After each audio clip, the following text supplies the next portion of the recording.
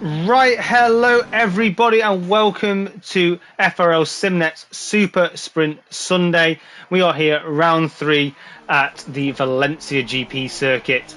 Joining me along for the ride is Mr. Jack Prentice. How are you doing this evening, pal?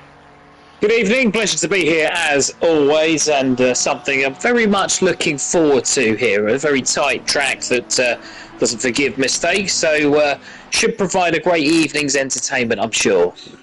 Yeah, so it's not a typically a GT3 track or an F1 track. This is primarily a bike circuit, so the twists and turns and the track limits are owed, and the drivers will find very handy as they do stretch the limits, especially into Sector 1. But with the sprint qualifying format that we've got ready for you tonight, they may not want to risk it quite that much. So what we've got in store for you this evening, shown on the right-hand side, is a 15-minute quali, but I did say one shot, and the way we're doing it in one shot is that all drivers have one opportunity within that 15 minutes to go and sit their one flying lap. So they get their out lap, they get their flying lap, if they validate, that is it. They go back into the pits and they will start somewhere akin to the back of the grid. That will set the grid for the race 1, which is a straight out sprint for 20 minutes, and then that will set a reverse grid for the race 2, which does have one mandatory pit stop for 40 minutes. So out of that, thank you, Ghosty. Thank you for wishing as well.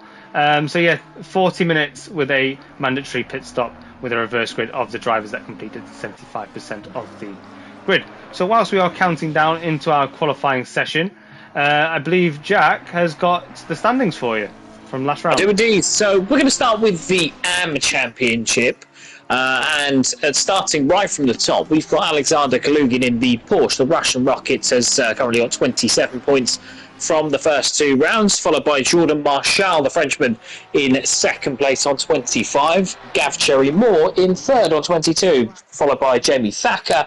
Paul Trotman in fifth, Michael Coppens in sixth, ahead of David Fass in seventh. 8th is Danny Felix. 9th, Daniel Duda, the pole having had 30 points lost for a starting infringement in the first race at Nürburgring. We've got Dale Kelleher in 10th, ahead of Piotr Spazniak, the newcomer, in 11th place, with Darren Mark Davies in 12th in the AM class, a former commentator, with Marnix Herc, who's a new entrant, hopefully in 13th.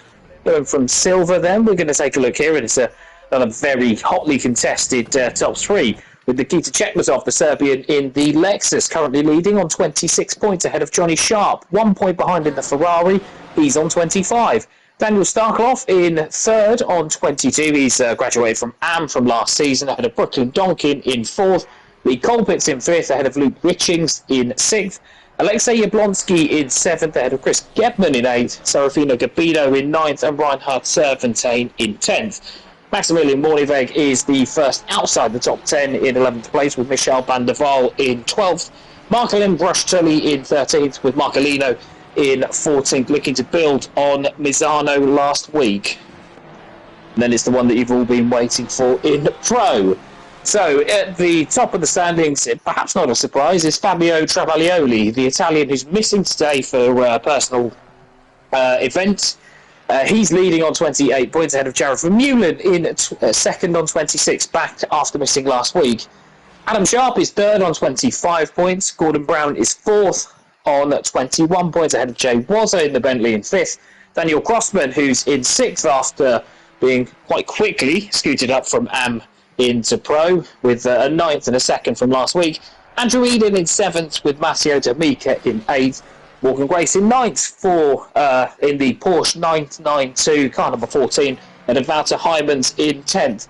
Mr. Overtaker is 11th, ahead of Paul Vidler in 12th. Bacala Poschmichil in 13th, with Francois Dupont in 14th. Blue Prentice has left the championship in 15th, and Josh Clayton is a non-starter currently. Now, I referenced a couple of top drivers or a couple of drivers in the top 2 positions who have missed a race. That's because of a dropped score system, which means that we won't 100% know the champion until the very end. So drivers automatically on Sim Grid drop their worst score, their worst round. So that table, those standings will change over the coming couple of weeks. So I'm a big fan of the drop round. I think it really enables drivers to actually really not only eradicate their worst result, but also really encourage them to finish the rounds. If you don't finish a round, if you elect you've had too much damage or want to go into the pits and just retire, then you're essentially making your worst round a 0 point scoring round. Whereas if you go on to finish, you've always got opportunity that your worst round will be a point scoring round. So we have just finished a lap with Jared Vermeulen. He's gone P1 as expected with a 1:31.0. Other cars coming round towards the line. I think that was car number 8. That's of Zabazniak with Starclough narrowly behind him. Other cars coming around. So we are struggling with a glitch in the game at the moment.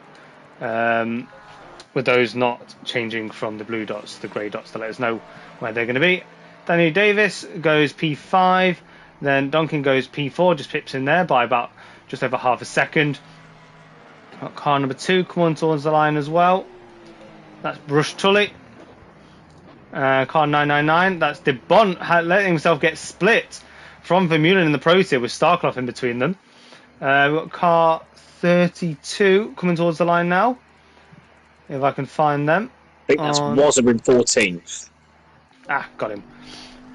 So Wazza, one of the podium bouncers, as I like to refer to them, from Pro with the Bentley, which won't be too well suited in this track, but he'll be enjoying the power roundabout now.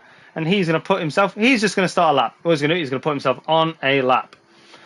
So round he goes, first turn, flashes the car coming out of the pits saying, get out of my way. Chooses not to abuse the track limits around turn 1 and heads into car number 2, Doohan. And then flies out of there and then spots a little bit of a lift. And down the hill into turn 4. Try and carry as much speed as you can because you can really carry it to here. But then it's a greater than 90-degree corner. Really slow the car down. Let it run out wide and then pull it back towards the right.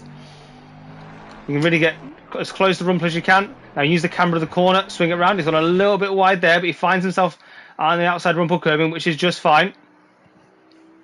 Now he drops through 7, which is almost not a corner even in these cars. Now, one of the trickiest section on the track for the Bentley. Turns 8, 9, 10, and 11. Highly technical, crossing the track over and over again. Get on the green. It's all in track limits. And then drop down, and now heavy braking through turn 11. Now, a little bit of power can be applied here as he heads towards turn 12. Now, the suspension of the Bentley should ride these curbs nicely. Yeah, look at that. Still well controlled, even when he took the dip in the track for the alternative circuit layout. Now, nice and easy, rounding turn 13. Take a nice wide. Oh, but he's totally missed the apex on that exit the final corner. He's going to pick up the power all the same, and he's going to put himself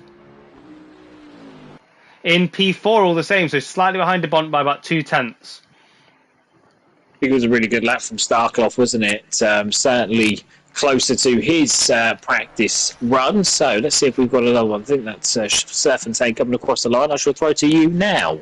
Yep, so just coming towards the line, we missed most of his lap, but he is going to run back to dry again. He's going to commit to a lap. I think we've got 117 coming around. There's a lot of 1s and a lot of 7s in this list, but that's Donkin, but I think he's already set a sign, so if he's any sense, he will pit. You've just been caught red-handed, I'm afraid, Brooklyn. So something for the students to perhaps take a look at there. But very rare, the qualifying issues, as I think now we do have Darren Mark Davies, who's also potentially about to incriminate himself across the line. Don't think we're doing these drivers any favours. And that is a pit lane start, unfortunately.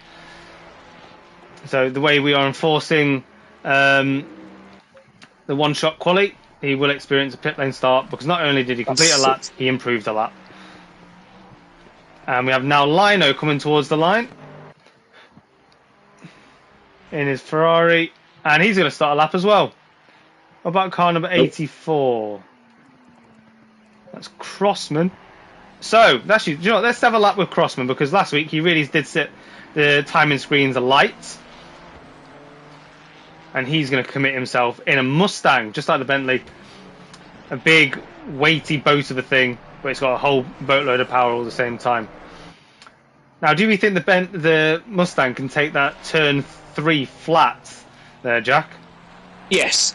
If you get it on the right angle or the right line, any of these GT3 cars should be good to take that flat out. You might need to feather it with heavy fuel, but in quali trim, it should be a corner that's an acceleration zone if you get the right line. Oh, but out of turn 6, is it a little bit of a snap, quite tight on entry, and then wanted the power as soon as he could point straight out of the corner. But good on the recovery. It was only a minor twitch on his lap. But when you got that many horses, you got to keep them settled in the stable. And then down through turn 11, sweep it through here, very, very settled. And then powers towards turn 12, like the Bentley of Wazza. He should tackle this nicely. Even better, I'd say, wouldn't you? Yes. Yeah, so the key to that corner is that you have to almost try and make sure that your car is as flat as possible on the exit, because if your car's bouncing up and down, it's not in contact with the ground, it means you've put too much curb. And I think the Mustang does that really, really well as he comes across the line. On P8. Only 8. I must admit, I did expect a little bit more from Daniel Crossman there. He was much higher last week. Yeah, I suspect it's all to do with turn 6. He really did lose a lot of time, outbraked himself going into turn 6. And then I think had a bit of exit oversteer for good measure. So I suspect that that's what's done for him. The Mustang's not that quick around here, even if it is fine in that the corner that we've just mentioned. It's not that quick around here, so you'll be disappointed with that. And just throwing a little bit of light on somebody who's usually sat alongside in the commentary box, but has joined the action for this evening. Owen Harris sits himself in P11, second in class for the AM tier. So naturally, we're going to give him a lot of attention and throw a lot of shade in his direction tonight, because because we can, and I told him I would. No, he'll be hanging around in servers, hit left, right, and centre until his little baby girl arrives sometime in the near future. So there he is. He's currently been pushed down to P12, but he's got a little way before catching Marshall in the race. Car number 37, this is Adam Sharp. I expect he's going to go quite high, but he's only just starting his lap. Can't see. I think car 89. There's Callagher, car 89 is the next across the line, I think, followed by Gebman just behind. Yeah, I think we did catch him starting his lap, so this should be a valid lap. Now there's quite a gaggle, P14 to P18 at the moment, of the AM drivers, and he puts himself right at the back of that. So currently last in class, but there is still a bunch of drivers still left to pay homage to the track. Van der Waal goes second in silver, third overall. Van der Waal just behind. An excellent lap there from the Dutchman. And then there was Duda, gone P18 right in the midst of the AM drivers. Car number 34. It's Poppersil, a place where I think the Porsche will thrive. Now, what I've noticed with the Porsche is you really almost have to. It's the car that I found the most. You have to manage the weight very, very commonly around here. You almost have to throw it onto the correct tyre you want the grip on, and Poppersil does with that Porsche and with that knowledge puts himself P7, only a few hundredths of a second behind Wazza. So a real build-up of pro drivers from 4th to 8th there. I think we've got Kevin crossing the line, which we might just miss. I think he's just to set another lap. So Adam Sharp's the next across the line, I think, at the final corner, car 37. Expecting this to be rather high, I would suggest. It's a lot of clear track. Oh, and yes, he's the first person within a second of Vermeulen, so that he places himself along the front row, the first few corners. So we'll keep a good eye on that battle when the race begins. Certainly pole of the non-aliens, I think he would say. So, yeah, certainly an excellent lap time then. He'll look to do rather well as we've got Jablonski now coming across the line. What can he do? Jablonski goes and starts his lap. He doesn't. But it's bound to catch me too. So, I think car 34, I think, is on an in lap. What car 21 of Handley? And don't worry, everybody. Sometime before the race, I will rectify this horrid camera situation I thought I'd resolved pre-stream. So Handley in the not so commonly picked Audi that seems to get quite unsettled by the rise of turn 12.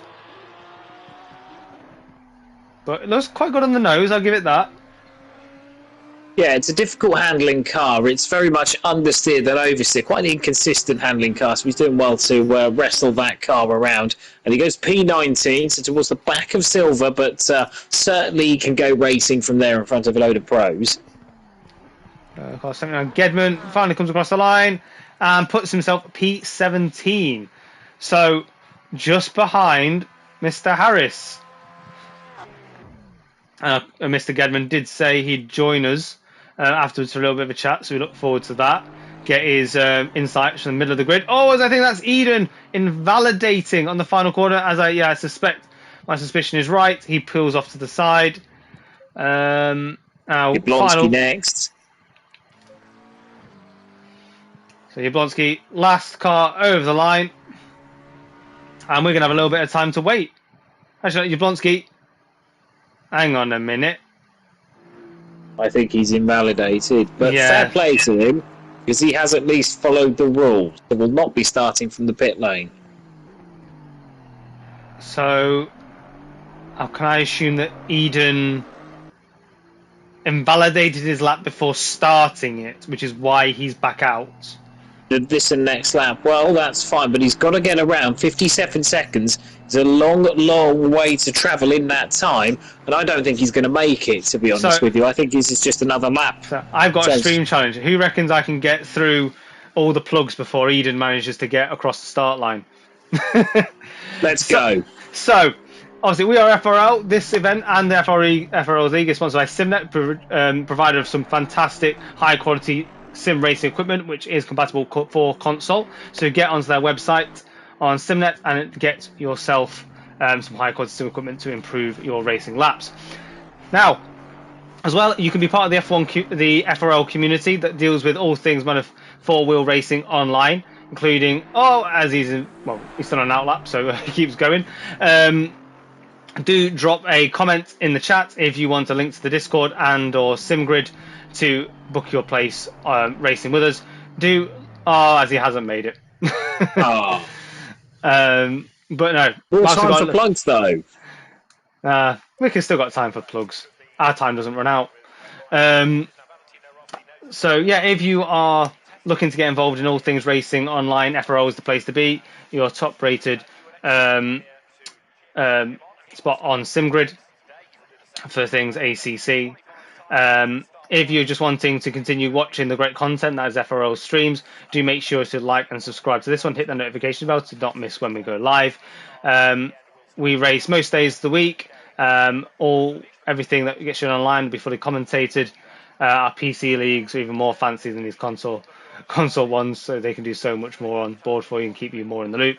And as well, if you're already part of the FRL community, do make sure to consider joining the Patreon. It starts at just £3 a month. That's 10p a day to get your special perks in regards to your own practice server, priority for your own racing number. Fancying what they can produce on the screen. Gordon Brown correcting me there. Where was I? Secure your own racing number, get early access. We are promoting console. This is what we're doing here, Mr. Brown. We are sharing it for everybody to see. So yeah, your Patreon. So £3 a month. You get save your own racing number. You get early access into events. And yeah, many more benefits as well if you go up the Patreon ladder. But no, what a fascinating qualifying. So we're quickly going to run through that. So Vermeulen set early pace and was never quite met up there, other than by Adam Sharp, who got within a second. And we have the pairing of Van der Waal and Starkloff, third and fourth. De Bont, Brown in the Lamborghini, which we were discussing pre-stream, I thought would do quite well. Wazza in P7, Popsil and Heymans, 8th and 9th. Lino in the last of the podium positions for Silver in P10. Marshall having a fair lead over the second place driver in AM of Owen Harris. It would be quite a gap there if he hadn't decided to join in this week. And then we have Donkin in P12. Crossman in P13. Serpentine in P14. Crossman would be very disappointed with that, starting P13 for the sprint. I think that's second to last, or he is the last of those that actually set a pro tier time. Kazakevich in 15th ahead of Owen Harris, our very own Owen Harris in 16th ahead of Chris Gedman in 17th and Mark Limbrush Tully in 18th. Jamie Thacker and Jake Hanley share row 10 ahead of Michael Coppens and Daniel Duda, and all AM at row 11. Darren Mark Davies is currently lining up 23rd, although he and Brooklyn Donkin are going to be starting from the pit lane, with Paul Trotman and Piotr Spazniak to come next. Dale Kelleher starts from 26th, ahead of Alexei Yablonsky, who didn't set a time, Alexander Kalugin, who didn't set a time, and Andrew Eden, who also did not set a time to bring up the rear. Yeah, as much as he attempted to set a time, Andrew Eden thwarted by time and track limits. It was a valiant effort, wasn't it? It was a very valiant effort indeed. So yeah, we are just going to be doing a bit of tomfoolery in terms of getting these cameras right just before we commit to the start of the race, because I don't think you want to be looking at bare track while we're waiting for the cars to come past the stationary cameras. So we are going to tend to that, so nobody panic. The track reading just fast at the moment, but I suspect a few thousand horsepower powering around the track will quickly fix that. But a fairly, I'd say, a routine grid at this point, wouldn't you say? That's Pro taking up the front, a few Silvers dotted around, and Am bring up the rear. Yeah, well, one or two drivers out of position, but yeah, what you say is right. I mean, Owen and Jordan Marshall, obviously, in the AM class are the standouts. Marshall has gotten a lot quicker, so I suspect that AM is an almost false class for the Frenchman. And obviously Daniel Crossman last week so quick. I think this week he's just made a couple of mistakes in that Mustang, where had he not made those mistakes, you'd probably be looking at the top 8, top 7, because he wasn't that far away. And then just obviously the stragglers who didn't set a time, Yablonsky and Eden especially, look for them to be, if they don't make much progress, and it's a hard track to overtake on, look for them to be a threat certainly in the second reverse grid race. That's absolutely right. So if I'm right in thinking, last week was wet, so a bit, a little bit, I guess, more lenient on track limits, which maybe is what caught Crossman out and has found himself back there. It was certainly wet in the race, wasn't it? It was a dry qualifying, but the race was a bit wet, and that's actually where he went backwards. I think there was a bit of poor luck in that, but obviously the Ford not that drivable in the rain compared, as they do set off on their formation half lap, I think it's fair to say. A bit of an advantage for the Ferrari to be on the inside, with Adam Sharp as well currently on the outside. The McLaren should be quicker than the Ferrari off the line, but he's got to get the drop on and really catch Vermeulen out, and that is easier said than done. No, Vermeulen does have to get across. If he really wants to take speed to that first turn, he's really going to come across on Adam Sharp here. And we are go. And Vermeulen sticking to his line initially, sticking to his guns, but I suspect he's going to have to come over eventually, because Sharp is going to get one hell of a swing around the outside here. Vermeulen claiming the line nonetheless, and then still somehow keeping it on track with good speed. Sharp not looking too racing into the first few turns, but the BMW de Bont has seemingly jumped that of Starclough, who has now dropped back to P4 or 5. Before, see, yeah, De Bont got past both Silver drivers. That's crucial for his race, because De Bont might be able to challenge Adam Sharp.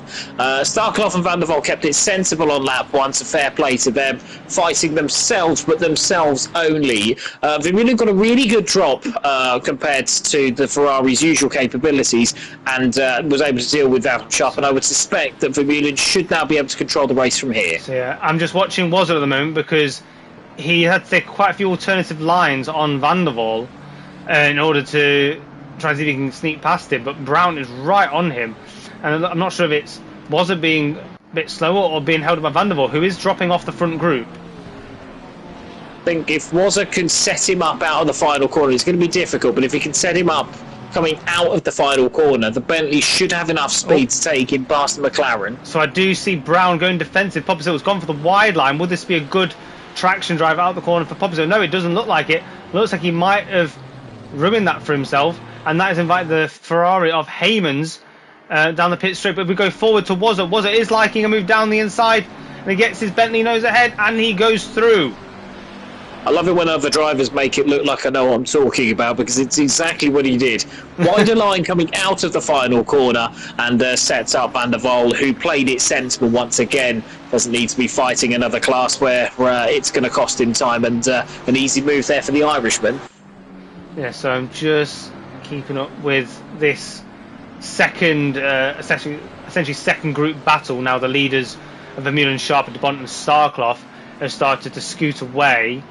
Looks like there's a bit of resorting happening. Van der Waal dropping back through, but just seemingly holding off Brown for the time being.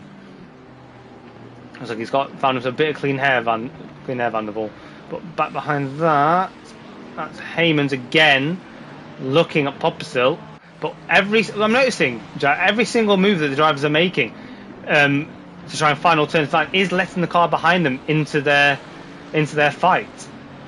As it is at the moment, this track it's got a lot of late apexes, so somewhere that you really have to sort of commit to, and if you don't commit to it, then you end up slowing yourself up. At the moment, there's a lot of shadow boxing going on here, which is kind of leading to other drivers being able to catch up, because there's not that much commitment. Sorry, I've just gone back to Gedman, taking all sorts of looks on Owen Harris.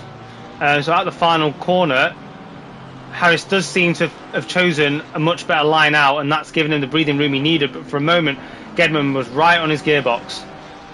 Yeah, I think the battle for P6 is now hotting up as they're side by side into the second corner, if you can get there.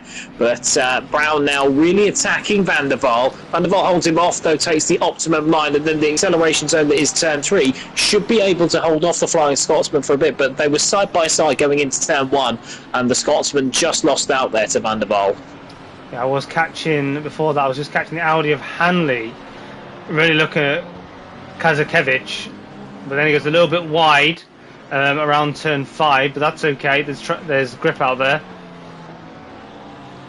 But all drivers, most drivers performing well. No one really getting caught up in incidents that we've seen. I mean, there's a little bit of a gap at the back from Donkin to Zabazniak. So not quite sure what's happened there, but nothing too alarming. So Donkin and Davies both started in the pit lane, so that's why they're far back. But they've caught up the field quite well. Obviously, this field spread that you would see throughout the pack doesn't affect the two that start from the pit lane, but I suspect that Donkin especially will be getting into the pack soon. So back to that Audi fight again. The Audi really closing in on Kazakevich here. Chooses the wide line. The Porsche goes defensive into the final corner. How much speed can the Audi carry on? He took exactly the same line, but from a much wider entry. Now, I don't know too much about the Audi straight line speed, and there is a move going on further ahead. That's the Porsche of Bruce Tully going the inside of Serfontaine. Oh, and he gets a bit of a snap and gets Crossman finding his rear. Now Serfontaine has regained that position, but now the Porsche of Kazakevich now on the inside of Crossman. That will make Crossman very cross, and now will the Audi get through as well, and then that touches Crossman. Now Crossman is over and onto the gravel. Just tried to commit back to the line a bit too sharply, I think, there did Crossman. So I think Crossman there was letting the other cars to the inside, especially Brush Tully and Serfontaine, rejoin and get back in, which has obviously shuffled him back anyway, but he just moved over and didn't quite see the other car. That obviously means that when they do meet, it does spin him rather harmlessly off, so he's gone to the back, but he should be able to still progress from there. But no, it all started with Serfontaine and Brush Tully going down the inside and making contact at turn 1. Not normally an overtaking area unless you're clearly ahead. I suspect the steward might take a look at that. For me, it's 50-50 on that one, so we'll certainly see. But that battle with Brush Tully and Serfontaine is not over. Tully is all over the back of Serpentine going through the middle sector. Now he's diving down to the inside for the final corner. We spoke about this pre-stream. How does this play out? It's a tighter line. You're not going to get as good an exit. But the Porsche is absolutely goated on this game for its traction ability. But he has not carried speed to the final corner. And despite getting his nose in and allowing the space in the final turn, he's not gone outside. But here he goes. Same move again. Turn 1. Will they collide again? Serpentine commits the outside and carries the speed. And they both go off track. And now that's going to allow Kazakevich to the inside. Will this be 3 wide into turn 2? No, Kazakevich smartly pulls out of the way. But Tully is now back to the inside. Pushes Serpentine off the track, but Serpentine still carries the speed. Serpentine carries it through. But he's going to be really tight for turn 4. Turn 4 is super tight and tentative, but that has allowed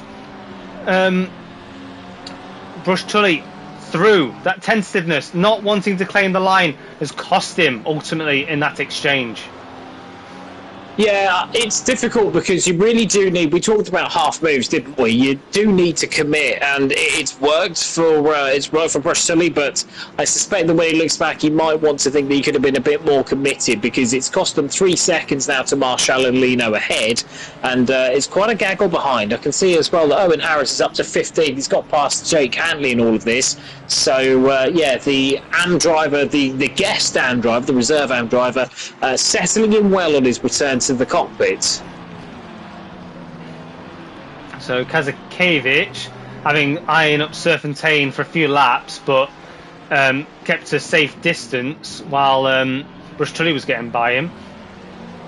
Now, if I'm not mistaken, that was a little bit of a snap going to the final turn, but he's had one Porsche go past him with a similar entry. Will this be another one? Battle for P6, hotting up going into turn 2. I think Brown's got a run at Van der Waal, going down the inside, and I think he's made it stick. Now they're side by side coming out of turn 2, and Van der Waal does indeed yield. So Brown there set him up again through turn 1, but didn't quite try to commit side by side as we'd seen with Tully before, and simply allows himself a run up the inside at turn 2 and got the move done on the brakes. So excellent driving there from both drivers, but Brown now can really get after Wazza and see if he can put the Bentley under any kind of pressure. Now Lino on the back of Heyman's is closing up, not quite in striking distance yet, but given a good middle sector, this could be anybody's game. Equal machinery playing its part in the closing of this gap, but I'd say he is closing. The timing screen's not really showing it yet, but I think Lino definitely looking at the more confident of the two. I'm not sure how. His car's body language is a little bit more aggressive. It seems a little bit more certain. And we spoke earlier about Van der Waal not fighting other classes. He will want a bit of a buffer. He's lost 2 or 3 places on the road. Starcloff's only lost 1, so he'll want a buffer of Hyman's and Bosper's behind. So Lino really does need to set about it. I think he will set about Hyman's. Now Hyman's haven't been in the wars. Oh, there's a bit of a gaggle into the final corner. That's Thacker with Gedman on his inside, but Gedman has not found traction, and that has allowed Jablonski one hell of a drive, but Jablonski's going to get blocked into the wall. That's unless Thacker opens the outside lineup. It doesn't look like he's going to. He's seen him now, and he's going to block it, but now Gedman has now lost the position to Jablonski, having found himself on the inside line and not willing to take the corner with any amount of risk. But then we go forward, and then, oh no, that is Harris, and Harris has managed to carry on, but he sent multiple cars round, it seems. That's 2 cars round, and I can't help but think, with Owen Harris pulling over to the side, he thinks that's his fault. I think he made contact with Thacker, I think it was he made contact with. I can't explain the other driver back there. I think Serpentine, no, it's Serpentine he made contact with, so driver in the, or in a different class is never going to go down well. But fair play to him, he's done the only thing he can do, which is, see position and put it right. It might not save him from a talking to, but fair play to Owen Harris. He's done the right thing to try and correct a horrible situation. He often threatens dropping swear words on stream, and now I bet he's dropping a whole load of them in his helmet at home after that one. At least he can't be heard. The battle for P6 is really interesting, isn't it, with Van der Waal in the middle of 2 pros. causing a bit of consternation for Pospisil behind, but also a bit of relief, I suspect, for Heymans, who's holding up Lino now, isn't he, in V9. He's just run slightly wide, the Dutchman, and I think Lino might have a run at him towards the end of the race, see if he can get hold of Van der Waal up ahead. Yeah, I mean, I think the whole group is coming towards Wazza, but seemingly Brown has not dropped the two behind him. He's doing well. The Lamborghini is great for manoeuvring around other cars, but in terms of outright lap pace, it's often not the car to go to. But all the same, it's seemingly just about enough to edge ever so closer into Wazza as we enter the second, or as we well into the second half of the race here. And I've caught Lino just behind, and that is only slightly so close a gap as we addressed it earlier on. But it does look like Heymans has refound some composure and making his car, as you refer to it, car body language a bit more stable. But he drifts through turn 11. Oh, and they've hit, and they're both facing backwards, and they part like the Red Sea to let all the other cars through. Well, I believe it is the Costa Blanca, isn't it? And certainly parting like the sea there, as you say. Yeah, the two cars meeting halfway. I suspect that's all caused by when Heymans runs wide, causes a bit of confusion for Lino there. Lino trying to go down the inside, and the two cars meet in the middle. If the car behind it's normally your responsibility, but I would suspect that the stewards might want to take a look at that with Heymans having been in the wars this week. Certainly no stranger to a ticket, both for and against this week. So I think that will add to the Dutchman's frustrations. So I'm not quite sure what happened to Popsicle there. For a moment, he did drop quite far back, but I'm not quite. Then again, I did see both Van der Waal and Brown take a very wide line out of turn one. So maybe him not abusing track limits is what cost him the time there. I think as well, Pospisil's driving with his head a little bit because there's not that much now behind him with Marshall 6.5 seconds back. You can afford to maybe just come off and attack a little bit later on. Brown ahead is you kind of want him out of the way if you're Pospisil, because he's towing Van der Waal along, and Van der Waal now obviously not under threat, so he can relax a little bit. So I've just picked up your Blonsky all over the back of Andrew Eden, and Eden is acknowledging the challenge. He went defensive into turn 8. Now this isn't really the section to do it, not from that distance, but if he keeps up this aggression, I can definitely see him lining up something out the final corner, because he's even closed coming out of turn 11 there. A wider line of attack, but he has drifted a little bit wide, and there's a bit of a snap that might cost him an attack for the next lap. Yeah, he's dropped back massively. Must have had to come off the power. But now it's all about this exit.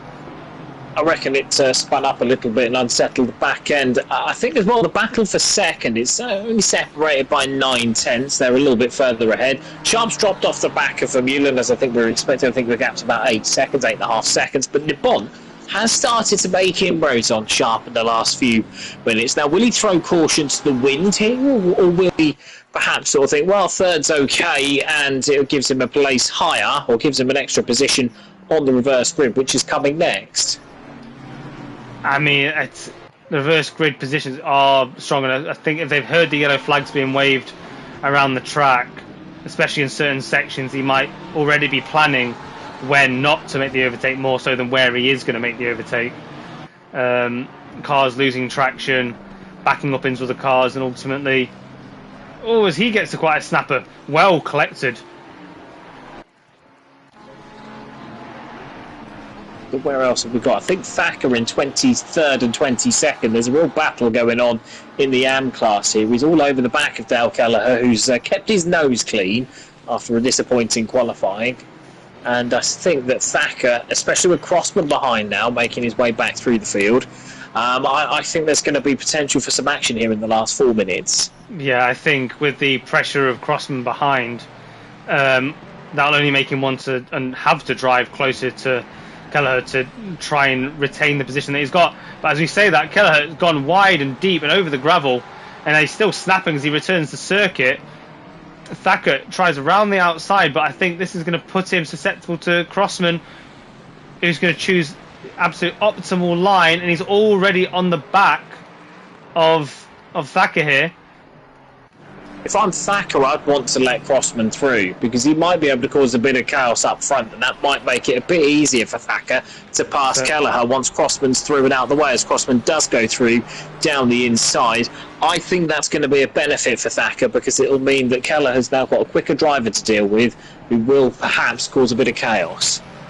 Yeah, I mean, as there's no drivers really in front of them, now Crossman can really quite easily make a move here. He can dive almost at any given opportunity on Kelleher, who for a moment I thought might even be letting him by. That was a very obscure line to be defensive into. And then Crossman dives into the inside of turn 6.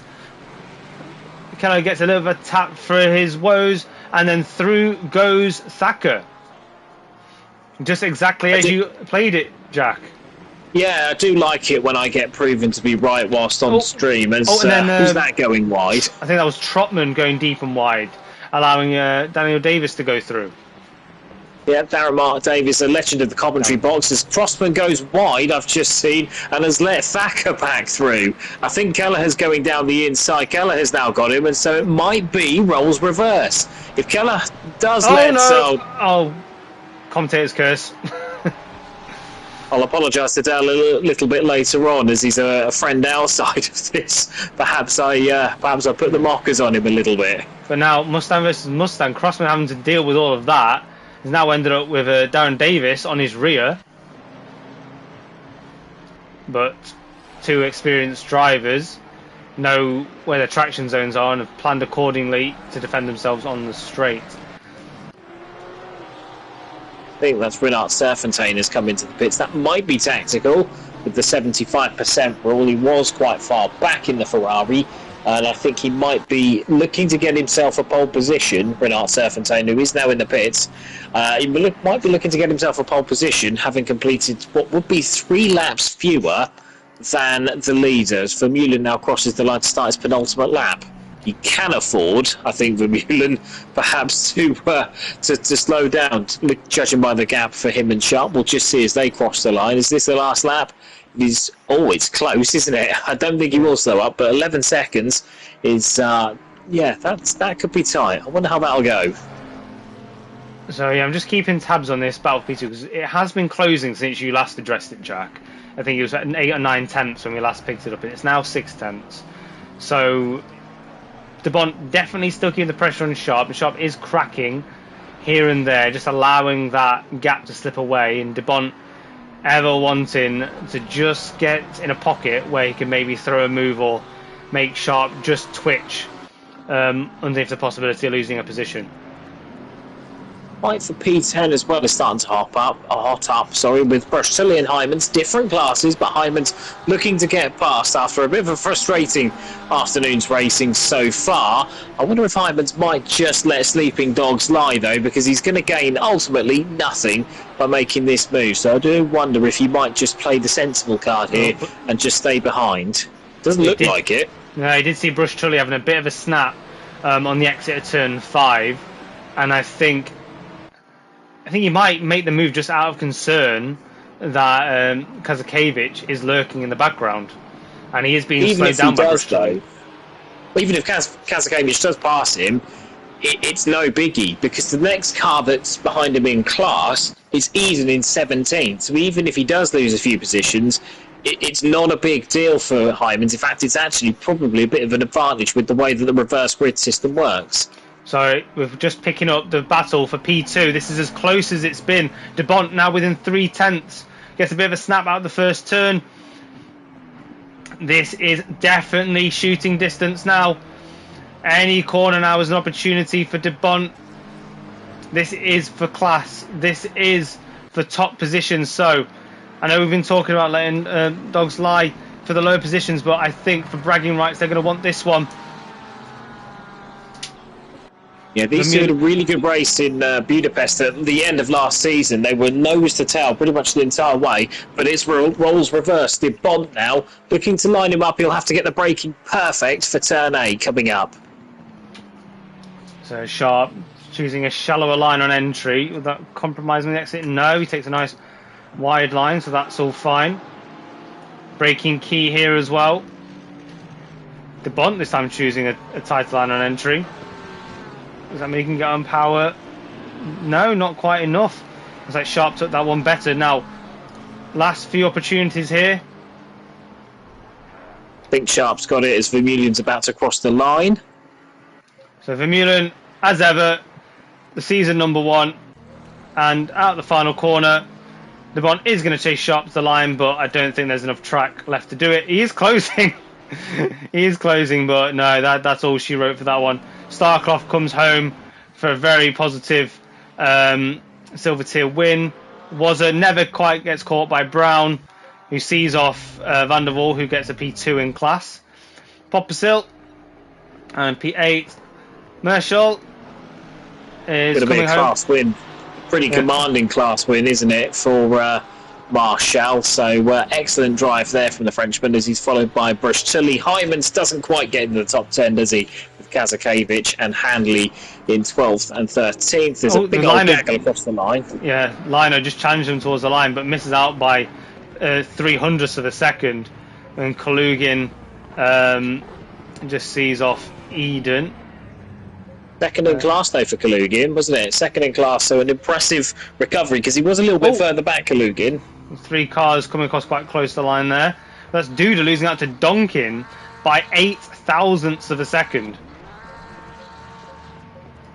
And Owen Harris, after starting P2 on the grid for AM, comes home in a lowly 26th.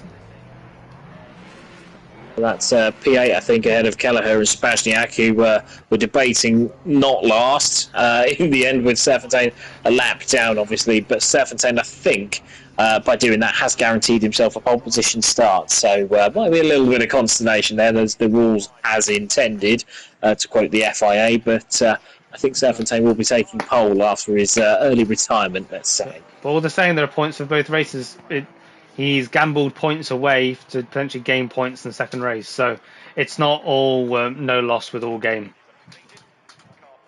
Yeah, he was quite far. I seem to remember him being in the top 20. He was in the wars, though, so he would have been clear of Donkin, but he's, I guess, maybe thought that any potential positions that you would save, obviously with Donkin, he'll be a little bit further back and then doesn't have quite so much chance to get away, because if he's pole positioned in this sea of AMs, with Kelleher and Spazniak behind him, he would probably expect to get away from them whilst the quicker cars come through.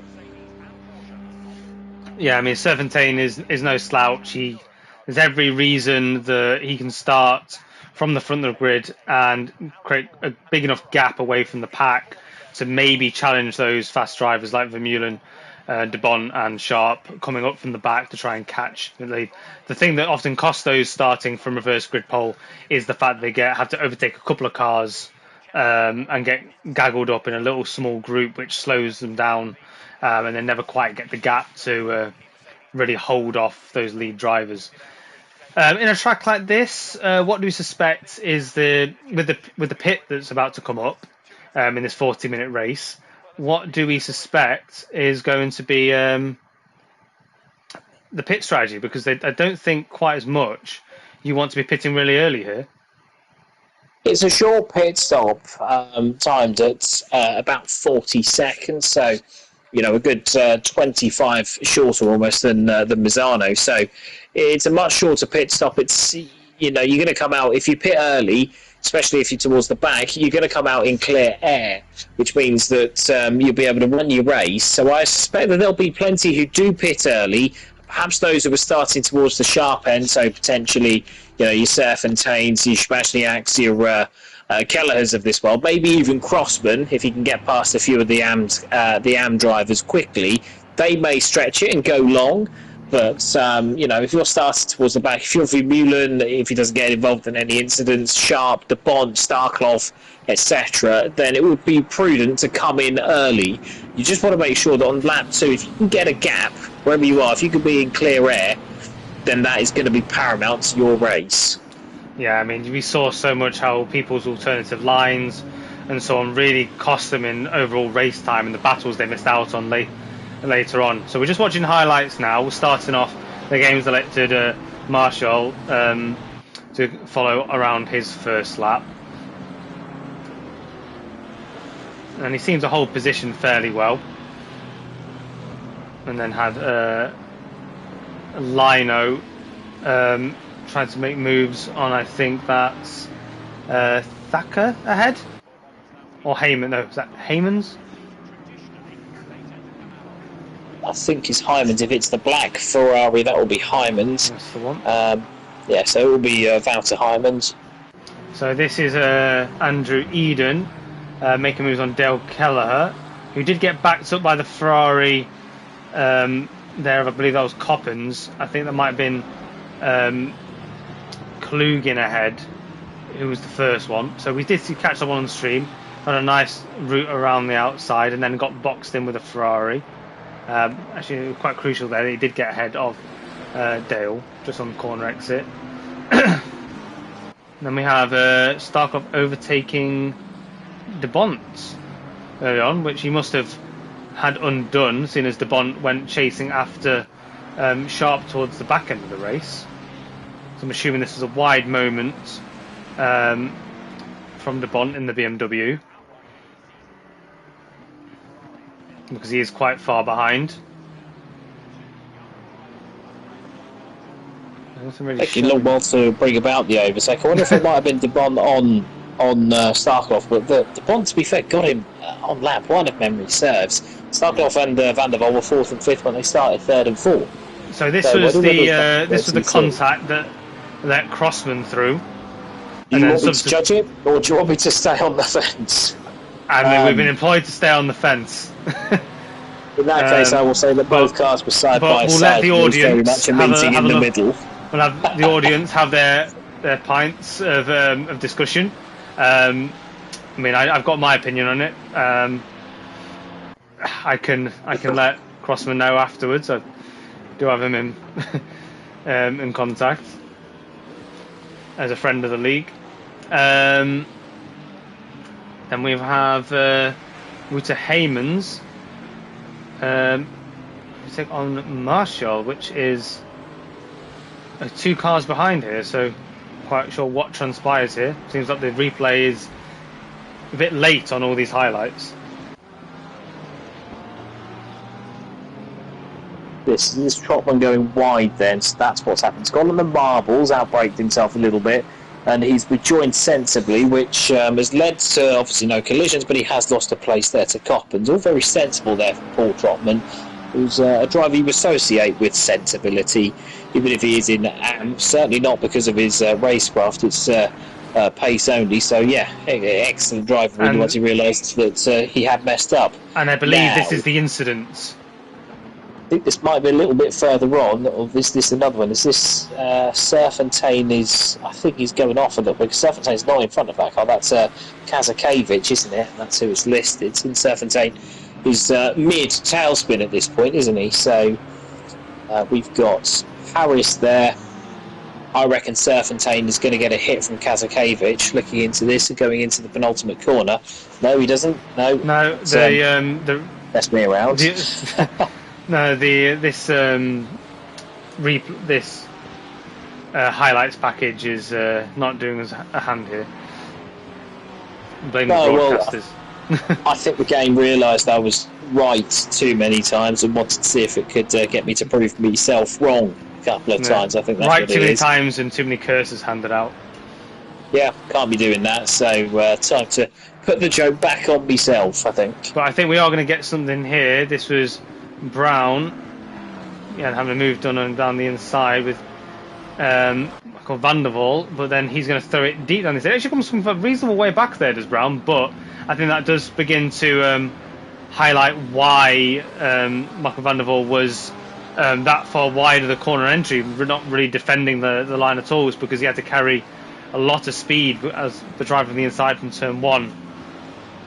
Yeah, the stream caught that right at the end, so I think Brown had set him up going down the straight, and they were side by side, and he braked very slightly early to open the corner up for himself, with obviously Van der Waal taking the tighter line. It's kind of stick or twist, and he's stuck.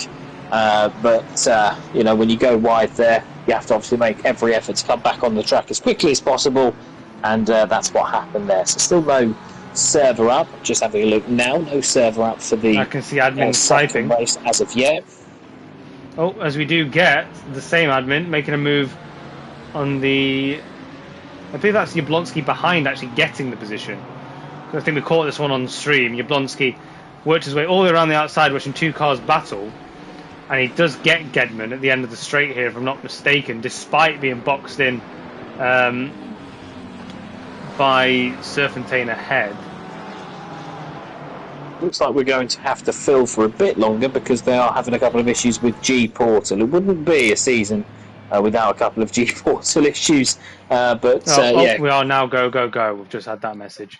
Just underneath. We didn't have to fill for too long then. Let's see if we can get back in then straight away. Looking forward to this second race. Certainly looking forward to the longer format, the reverse grid. I think there's going to be a bit of strategy here involved, and I think with the way that the track is, because it's a shorter lap, it's going to be a little bit more frenetic because of that. I think. And I think with the added pit stop strategy involved, I think a lot more strategy is going to have to go into that this week than last week. It's not too easy to feed back out into, especially as you're heading back into turn one, outside of turn one. Yeah, there was a little bit of I think it was Vermeulen who fair play, quickest driver on the grid, trying to push the limits a little bit more. He did ask about the pit exit. I think he has been told that he cannot go out onto the pit exit and just cut straight across. He does have to follow the white line, so that'll be something for a lot of drivers to watch out when other drivers are feeding back in. So everybody still trying to resolve camera matters. Not like ACC to make it difficult for us streamers, is it? I think we're just about setting up now. So a couple of the drivers going back out onto circuit. So you've got Vermeulen and Brown, and I think car 78, that is Jablonski. And there's the same, but no laps. You can't really do too many laps. Even if it's a 5-minute shakedown, especially with the track being a bit warmer, might be a good idea to get some, limited data, it must be said, on exactly how warm those tyres will be, how much pressure you might need to take out of them as he does come in after his installation lap. Let's see if there's anything from Gordon Brown now in the Lamborghini. And I think what they'll be doing is they'll just be trying to see exactly where the car's at in the hotter conditions. They might be trying to get their rhythm back, because with the break in racing that you get, sometimes it's quite easy to lose your rhythm before you get into the first lap of the second race. So a little bit of a fact-finding mission for some drivers. I personally didn't really care too much for it. When I was doing the reverse grids and the sprint Sundays, it didn't really matter to me because I still knew which way the track was from before. And, from practice, you do get a bit of a difference to race. But some drivers do like to just sort of refill their way around because they'll have 15 minutes out of the car. And it doesn't sound like a lot, but you are going in cold a little bit more, as I think now we sorted the camera issues out on the stream issues and Score Brown does come back. I think it only lets me have it when the cars are actually going into race. For some reason in practice it's not too. I think it's essentially a battle cam I'm looking for. In the free practice, it doesn't let me have it. So, no, well, why would you want things to be set up perfectly? I guess we've got Vermeulen now. He's gone back out after. I wonder if he's trying a different setup, because he did an installation lap, didn't he? And then he came straight into the pits, and now he's doing another lap. I wonder if he's just trialing a couple of different setups according to the warmer conditions. You're not going to get much from a couple of laps except for initial feel, which can mean a lot, but you need to really test it and go around a couple of times at least for that to really sort of mean anything, because you need to see exactly where you are. I always operated best when I had a Delta, so I sort of knew exactly where to push it. Obviously, Vermeulen is a far better driver than me, so far be it from me to question anything he does in terms of setting himself up for the second race. Let's try this one more time. I actually use Vermeulen as a car that's actually gone out as maybe a bit of a guide. Marshall in 26th might be one to have a little look at if you do need to look up. There we go. Are we there? I think so.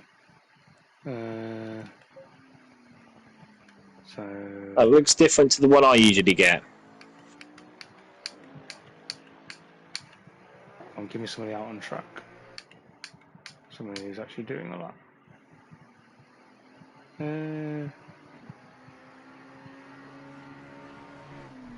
Still not exactly the one I wanted.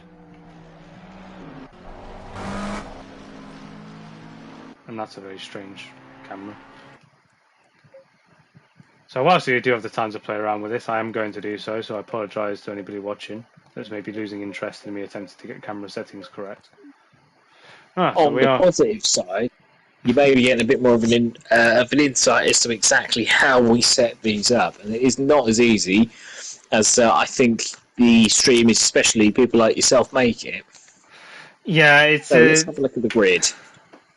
So, as expected, Serpentine does find himself on the reverse grid pole, but seemingly with the pit by design. Serpentine does back himself across long race distances to hold pace. I've seen it firsthand, him getting reverse grid race wins just because he's a fantastic driver in clean air. He does have nothing but AM drivers and crossmen to really concern himself with for probably quite a few laps. I don't believe any drivers. Vermeulen starts from exactly the back of the grid, as nobody didn't finish the 75% threshold for setting laps in the 20-minute sprint. But crucially as well, the track has gone optimum. It is also quite a bit warmer than it was in the last race. You had a track temperature of 38 degrees now. It was 31 last time out when they raced for the 20-minute race. And that does make a difference because obviously your tyres are going to suffer a lot more. So it becomes a bit more about management than it was from last week, from race 1 last week to race 2 last week. So it should be something for the drivers to really get involved in there in terms of how you manage that tyre rather than just, effectively a 40-minute sprint punctuated by a second long pit stop. But Spazniak, Kelleher, Harris, Trotman and Davies as the leading AMs, and Spazniak and Kelleher were fighting towards the back end a little bit earlier on. Kelleher won out, so something for those AMs have got to not only fight themselves, but obviously make sure that when quicker cars are coming around that they don't need to get out of the way for the quicker cars to pass, but it's about traffic management in terms of if a quicker car does pass, losing as little time as possible. There is a real art to it. Yeah, and crucially, that art is not diving off the line, it is not driving off track, it's not about just lifting off at the earliest opportunity. As a blue flag driver, you aren't immediately having to move out of the way. You can stay on the line and the drivers can pass you if they wish to, or you can push through to a safe area where you can safely make that lift off and not cost yourself time as well. Some drivers may elect to do it earlier if they wish. If they find a corner, they can just drop wide on, let the faster driver through and almost do a cutback on the lead driver. But this is all often at the discretion of the drivers, as Davis and Donkin are once again having to serve a pit lane start because of what they did during qualifying. And I'm just gonna, because that's how I did it last time. I believe it's that one. This is the one. Told you it only appeared in this mode. It looks like Serpentine has jumped the gun a little bit. One way to get an advantage, he'll have to slot back in a bit because otherwise he will be getting a penalty. And he does. That's quite some penalty he's going to get. So drive-through penalty there for Serpentine as the rest of them look to catch up with, I think, Owen Harris trying to go round the outside, going into turn 1. He's got both of them. Spazniak and Keller holding each other up. Oh, as we have Crossman. That's Crossman facing backwards. So the main threat to the AM tier leaders and the silver of Crossman already round at turn 1. Now, does Serpentine hold Harris up here? because this is a net lead for Harris. His Yeah, nose Harris will be absolutely bleeding. Well, Harris will. He's a sensible enough driver, you know. So I suspect that it'll be don't attack too much with Serpentine now. Obviously, having to serve that drive-through penalty, he'll want to do it quickly because he'll have the most amount of clear air when he does it, rather than fighting around with another driver. As Harris does have a look, wisely backs out. Crossman's drops right to the very back. He took Starclough with him, and Eden also in strife at the back there with, I think, car 27. That's Darren, Mark, Davies, the two who started in the pit lane. Have caught the back of the pack a little bit quicker this time around. And now catch Keller going very wide, and that has allowed Jablonski through. That's Thacker right on the back of him as well. So Kelleher making an early mistake out on the marbles and loses out very quickly. Bit of an unsettling start for Kelleher. Now Jablonski on the inside of Zabazniak going into the final turn. So Jablonski there's a man who really has made hay whilst the sun has shone, because he's up to third place. He was well down the order, wasn't he? Well, he was net second place. The middle of the order. He's now in net second place. He's third overall. He is second because obviously the drive-through Serpentine has come in to serve that drive-through now. So yeah, game on for Jablonski. Potentially three wide going to turn two, but Thacker sensibly backs out. Kelleher brings the corner together, has to defend from Zabazniak, who finds himself in this belt, but then Duda on the inside. He's going to find himself on the outside for turn four. Can he round it? Gedman chooses not to put himself in that sandwich. That is a gain for Kelleher. Kelleher was behind Zabazniak. Zabazniak making a couple of mistakes and allowing Kelleher through. Kelleher now in relative clear air. Sorry, we've got Kazakiewicz in P8 trying to go around Gedman, but Gedman's found himself on the inside of Zabazniak. Will Kazakiewicz try and slot his way through as well? Because Gedman's got this one done. But now Kazakiewicz going deep on the brakes. Kazakiewicz always tries to make it three wide. But thankfully, Zabazniak backs out fully. Contact further back. I think that's Sharp. Oh, that might be Adam Sharp. And that's a Porsche of Bruce Tully going into the back of that's Kazakiewicz. No, Zabazniak.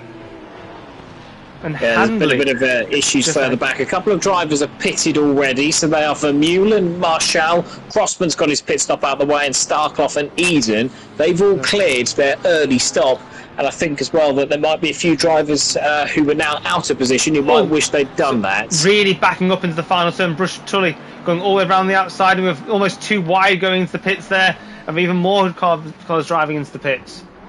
So I believe that's Nino and the Bonds, isn't it, amongst others that are coming into the pits. Eden as well, I think. Too late though. Yeah, especially with the hold up that they got. And then further forward, that's Thacker going the inside of Kelleher again.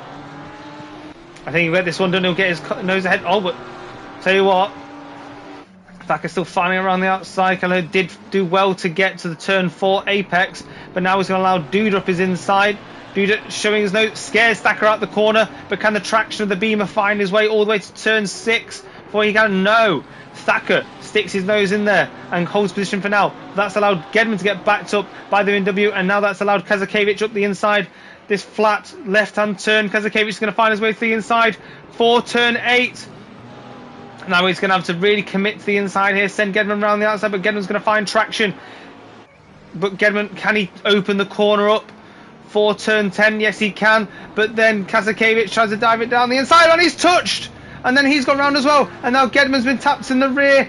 We spoke about this prior to the stream.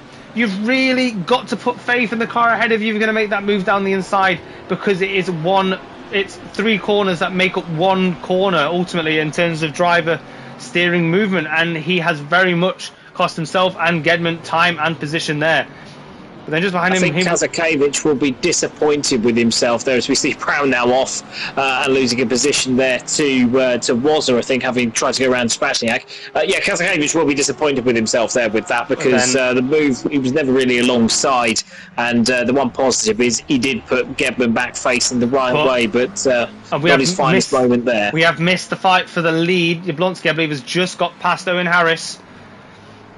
Very nice. I don't think we'll be too fussed about that. They're not in class. He'll just be hoping to stay ahead of Gedman, who's currently sat about 10 seconds behind. Yeah, look at the gap that Harris has got over Kelleher. That's the one that he'll be worrying about. He'd like to stay with, and he'd like to have stayed ahead of Jablonski, but if he can just keep with Jablonski, use the quicker McLaren as a reference point, he'll be fine. 7 seconds the gap now from one AM to the other, and only Marshall has pitted. I think Marshall and Kalugin have pitted. Marshall was a little bit further back, yeah, looking very rosy there for Owen Harris on his return to the championship. My camera's just reverted back. That's annoying. Anyway. We're going back to the land of late corners and missed cars then, are we? As per ACC rules. Yeah, trying to keep an eye on Brush Tully, who's chasing Gedman. He's got to keep in mind that Hanley might just come down he's going to go around the outside. If he squares the corner off, you might have Brush Tully down the straight, even with the Porsche superior traction. Not quite going to happen because Brush Tully got a great exit there, but that might be something that you can do if you're the Audi in terms of trying to force the Porsche off long. Wazza further back, trying to move on Bazniak, and he's got that one done, nice and easy down the straight. Yeah, easy meet there for Wazza. I think he's also clear of Donkin as well. Donkin's a little bit further back there as well, so yeah, easy work there for Wazza.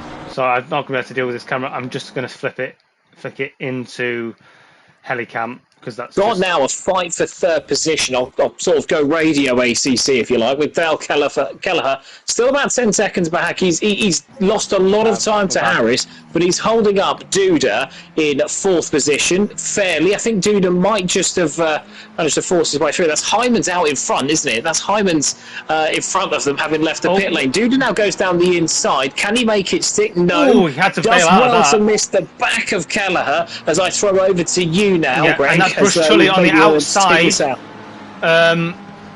That's Brush Tully going through on Gedman there. And then Hanley close in on this one. But this is backed up Duda.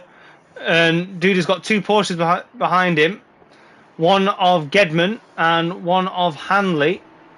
I think Gedman shot himself in the foot by going down the inside because it's opened up the space for Hanley. Hanley's going to try and block the apex, but Gedman now round the outside of Brush Tully. And I think they all survive. Whilst we've got Wazza further back on Coppens. Excellent racing there between three classes. So look at the speed that Wazza's coming though. He might have to find himself on the marbles. Hanley goes defensive. Wazza back around the outside though. Had all the time in the world to think about that, but he's going to find himself off track and losing all the pace that he gained. And now that's Coppens going down the inside. Does he brave it on the brakes? Yes, he does. Gets nose the inside, but then they touch ever so slightly. The battle continues on. Wazza straightens his car up and uses the off track to keep his car in the fight.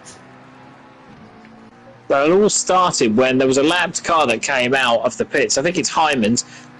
Absolutely fine because he got away. He drove away and, showed himself to be quicker, but Duda then backed up when he tried to pass Kelleher. That allowed Brush Tully and Gedman to go side by side, and I thought that Hanley might pass Gedman when he went down the inside. As we've got DeBont in the BMW going through on the Ferrari of Lino into turn 2.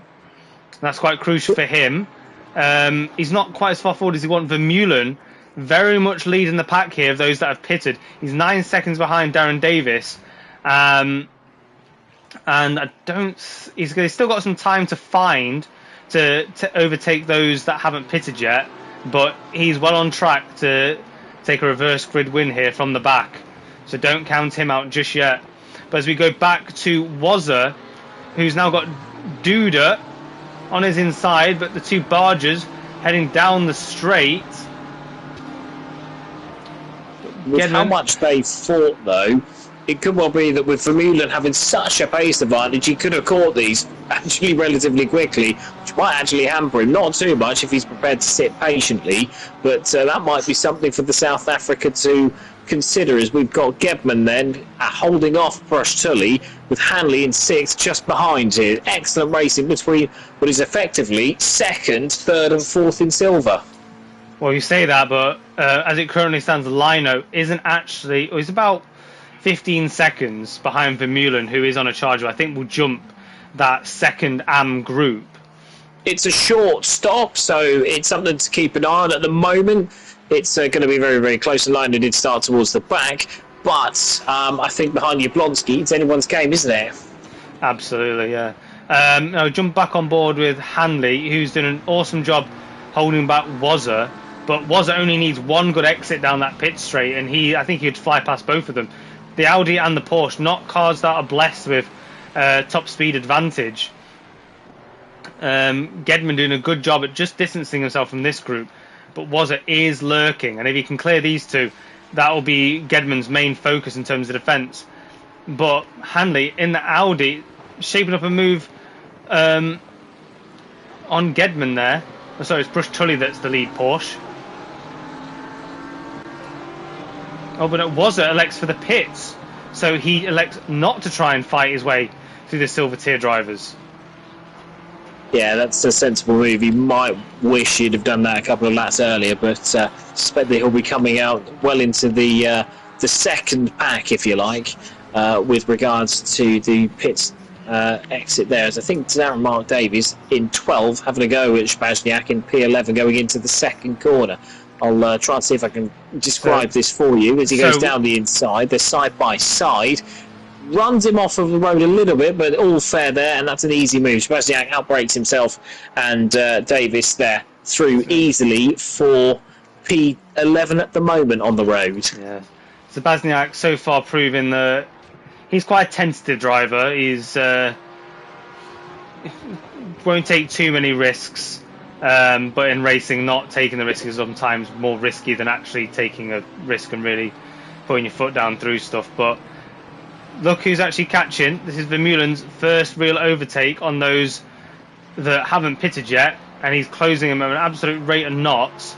So this will be Vermeulen's first real test out as he pretty much scares Spazniak off the road. I'm not sure if he's listening to the stream and heard the sound of Vermeulen's Ferrari closing on him, and the sheer sight of that neon green Ferrari spooked him off. But that's one less car for Vermeulen to have to worry about losing time to. There's a little bit of damage to his front end, so he's not had it all his own way for Mullen. We can see now, I think, Gedman's still fighting with Bruce Tully. I think they've all passed Al Callagher around the lap, because Callagher's now in P6, but he's still second in class so far. But yeah, Chris Gedman and Bruce Tully never more than about 3/4 of a second apart, are they? But one crucial thing to start highlighting is the gap that Owen Harris has managed to actually pull out from Bruce Tully. Yes, he's dropped that behind Jablonski, that was never really his concern. But Bruce Tully, from the silver tier, not actually really gaining on Harris. If anything, losing time.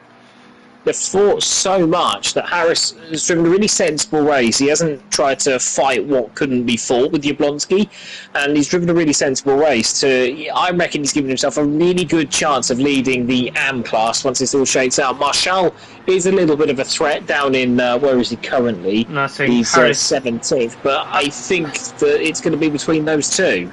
I'm looking at the gap that Harris might actually feed back into. I think, you think he maybe needs a few more cars to pit, because car 34, that's Popsill, he'd come right out in the gaggle of pro drivers, I think, which is ideally not what he wants. He would almost kind of want them to go all the way through. You either want to be well ahead of them or behind them, and it would then allow himself to get into a bit of a rhythm. I'm with you. I think he would either want the cars to pit, but Pospisil, DeBont, Lino, they're all quick drivers, so if he could maybe come out once they've cycled through, I think that would be ideal for Harris in terms of running his race, just staying relatively calm out there. Yeah, I mean, at this point, this is his best opportunity for clean air in the race, so giving this up probably isn't sensible, but hopefully he's got somebody in his ear that can actually give him a gap to feed back into and have him call it really, really late, which is what he's going to need. Not like anybody is anywhere near him to actually see what he's doing.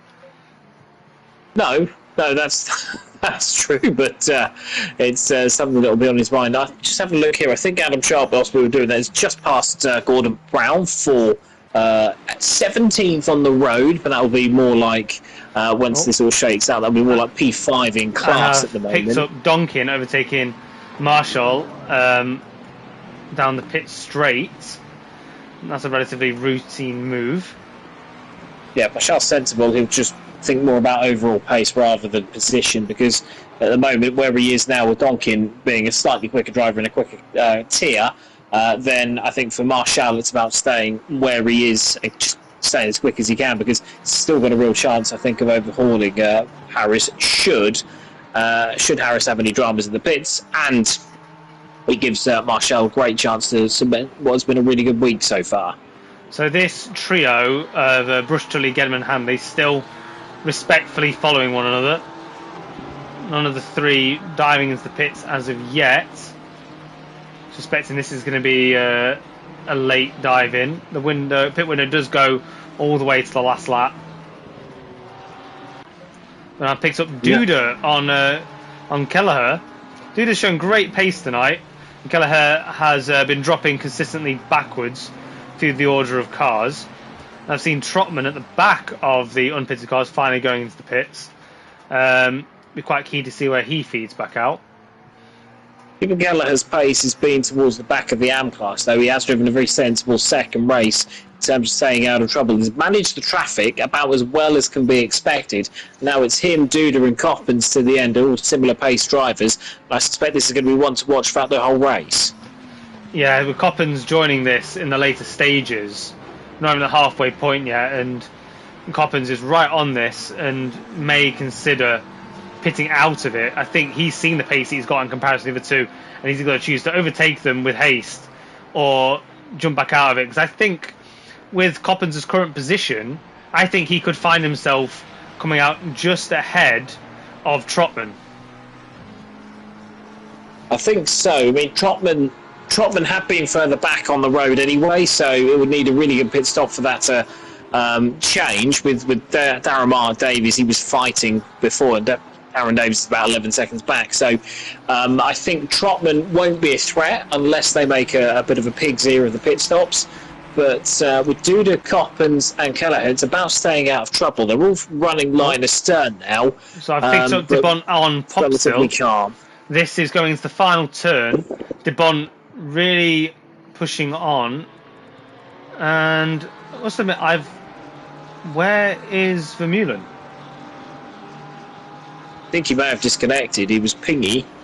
We're a couple of drivers out. Serpentine's not there either, is he? So, well, Serpentine, after having his drive-through, I can understand his dismay at the start, why he may have left us. But I think that Vermeulen has disconnected. So this is indeed for the lead. It's been blown wide open.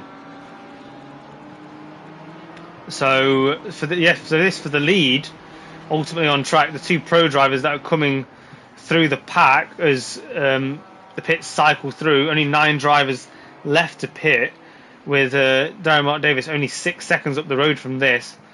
I imagine these two will be catching him at a rate of knots, but they can concern themselves just with each other for the time being, because this is probably the closest battle on track at the moment.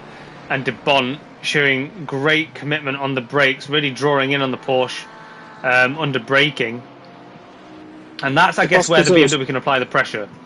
Yeah, so Pospisil's not a driver to be easily scared off the road. I speak from experience, but he is a fair driver. You might, if you are Debon, you might want to try and maybe launch a fake move going into the final corner. You might either want to try and go down the inside and see if you can outbrake him, or really open the corner up in the BMW, because the Porsche's got great traction. Yeah, try and open the corner up a little bit and get as good an exit as you can, and you might just be able to stay in the tow. Yeah, Pospisil's going defensive, so as he goes round the outside, let's see. Jack. Yeah, happy moments, but he's going to do well he'll have to brake either round the outside. That is excellent if he can keep hold of it. No, he can't. No, he can't. And get track limits for his troubles as well, I reckon. I was just about to say that he'll probably need to brake a little bit earlier before then trying to cut back, because I think that's the route to go when you're going to attack down the front straight into turn 1, with the nature of the corner being as quick as it is. You kind of want to make the other driver make a mistake rather than look excellent yourself. But I think, if I'm not mistaken, if I was to watch it back again, I'm pretty sure he had the move done. He would have just turned in a normal braking point. I think Popsicle was letting him have that one. I think so, but I think Pospisil, he used pretty much all of the track when he went through turn one. I think the bump was just a little bit over ambitious around the outside there. I think if you debond, you're sensible enough to try and make the other driver make a mistake, because it has to be a really Hollywood pass around the outside there, or it requires a really compliant driver.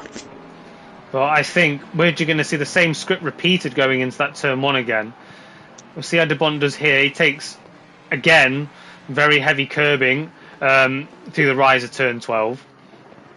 He's going to open up the corner once through turn 12, so he's going to leave himself a little bit short, I think. Pospisil's not quite going to have to go defensive here. I wouldn't have thought, but yeah, when he runs wide a little bit, when you sort of put a wheel over the gravel, it kills your momentum, and it doesn't look like it's done much, but you look at the difference at the end of the straight. Yeah, it's not like he didn't close up on him. That's just BMW power. But from challenging last lap to being a couple of car lengths behind on this lap, yes, the difference, as Jack said, just a little tread on the marbles, and it'll carry you through several corners and opportunities. It's a real track. It's a track that really does punish previous mistakes. And I can't help but notice, get away with it. We have... Oh no, they're cycling through. For a moment there, I thought we had an alternative leader. Hanley now correctly dropping through the pack. Oh, as Pospisil had to go defensive on the exit of the corner of turn 6. And I think will successfully defend going to turn 8. But De Bont is trying around the outside nonetheless, keeping him honest, saying you can't just park on the inside and not be challenged around the outside. Now we've seen a few tears coming through turn 11. Oh, as tears as it happens, De Bont gets on the marbles, keeps his car with a fantastic drift, but that's not going to help him in his fight for the net lead of this race. He actually did quite well to gather it up. He's got a little bit too wide again through turn 12, but he did actually quite well to gather it up, because I know what happens there when you brake and turn in that nature of corner, and you brake and turn too much, the back end swings round as all the pressure goes towards the front, and when your rear end goes light like that, it's really difficult to gather up. So well done there, De Bont, but he's going to have to go again with Pospisil living to fight at least one more lap. I mean, he's come out. He's still got plenty of time to fight. We're over the halfway point. We're at 17 minutes remaining on the session. Brush Tully, the first of those challenging for silver tier podium, now coming out of the pits, and we'll go on board with him because it'd be quite key is to find out where he comes out. That quite is far Thacker. back. That's is Thacker, the answer. Yeah, he's come out behind Thacker and Kazakevich, so he's come out quite far back, really, and I suspect that the same thing might befall Gedman a little bit further down the track. Now, he was holding a 12-second gap behind Harris, so we'll find out exactly where he is in terms of time and settling. So, yeah, I think Harris may come out far behind Handley, Brush Tully, so they were fighting, weren't they, at one point, and Handley's got the drop on them, but quite an alarming amount, actually. It's, really sort of 6-7 seconds by my maths. I mean, potentially he's had not the greatest of pit entries, but we can only remain sceptical on that. With that 12-second gap he was holding to Harris, I suspect Harris is going to come out somewhere around Wazza and Sharp. No, more. Yeah. Let's just have a look here now. Gedman's 15 Sharp seconds Brown, off the back. Yeah, he's 15 seconds off the back of Harris, and he's put a lap on Spazniak. I'll say 15 seconds. As soon as that happens, it's gone to 13. He's just put a lap on Spazniak, so that won't help. But yeah, I think he really needs to have a stellar last few laps before he pits, because with Brush Tully coming out where he has come out, I think it's going to leave those drivers, certainly that were fighting all that time, pretty vulnerable to those that pitted early. You think Donkey and Kazakevich, Hanley had a really good stop, Nino, all of them are really... They've dropped back quite a bit, or behind those drivers by quite a bit more than anticipated. So we do have a bit of a gaggle going on from Kazakevich backwards. Merschel is behind... That's not Kazakevich, that is actually... It is Kazakevich, car 75, it is Kazakevich. It looks like Pospisil, doesn't it? But it is Kazakevich leading Marshall there. So we've got Kazakevich just slightly away from Merschel, but he does have Thacker and Brush Tully closing in. So Brush Tully with fresh tyres, essentially a light fuel load, is going to really push to come through here, because if he thinks Harris is achievable, he's going to need to clear these as soon as possible. Because this is where the strategy really comes into it. If you're in traffic, if you're fighting, you're just losing all the time to those that are on a different strategy, like Harris, who is just sitting in his happy clean air, putting in the laps that you're not. I think Marshall, for his strategy, might want to clear Kazakevich pretty quickly. He wants to do it cleanly, but if you think with Kelleher, Kopp and Stud, I don't think there'll be much of a threat. But certainly Harris, you know, in terms of the race win or the class win, I think Marshall might want to clear Kazakevich, and certainly he's closing up now as they go into turn 2. So not quite in striking distance yet, but I suspect with the pace he's been carrying around the lap, but he is now going to have to think about Thacker. And just behind, Eden and Brush Tully, so that's Eden overtaking Brush Tully into turn 2. The Aston Martin, definitely the fastest straight line car of this bunch. If he can set himself up into the final sector, there's no telling how many cars he can overtake with the opportunities that he is accustomed to down the pit straight. Yeah, a little bit of a brutal move there from Eden, all fair, but he did just, you know, effectively take Brush Tully's lunch money going into turn 2. Excellent driving from Eden, but yeah, Brush Tully mugged a little bit, I would say, going into turn 2. I concur with that. So Marshall playing it safe, just not wanting to get too close too soon, choosing the right time and opportunity to get underneath the gearbox of Kazakevich. Not the cleanest of tractions out of turn 11. Up the hill they go. He stays off the curb, but what he's found in traction he's not found in line. And look at Thacker. Thacker's really closed in on Marshall, so I think it's going to be Marshall that's under threat, not the other way around. Wonder if Marshall's accidentally put his rain light on, because I can just see it flash constantly. So I do wonder what's happened there. That might be a tactic to confuse the drivers just a little bit, because you never really get. If you see something flashing like that, you might not catch it from this angle. But I reckon it'll be quite off-putted for the drivers behind. Now, we did just catch it coming down the straight. Those ahead, we're down to 5 drivers left to pit. All of those that were occupying the top slot, so Jablonski and Harris are our main concern here, because those are the ones that might throw the cat amongst the pigeons for maybe Lino and Sharp and Brown. I think it was unseen by us, but Francois Bon has relieved Václav Pospisil of the lead in Pro. So, yeah, I think it's just now about seeing exactly where Jablonski feeds back out, but I'd be really surprised if he's not in the lead when they come around, because Duda's a long way behind Harris, and he's got now 17 seconds on Owen Harris, who's not disgraced himself at all. You know, it's an excellent drive, but Jablonski's been on another planet. He's about 40 seconds clear of Duda, but it should be a fairly comfortable lead. That is Coppens now coming into the pits. So that 5 now becomes 4.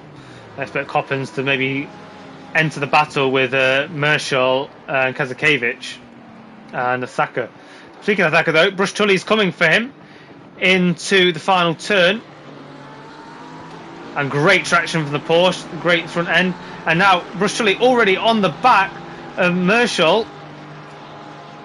And he's going to get 2 in the space of the same amount of corners.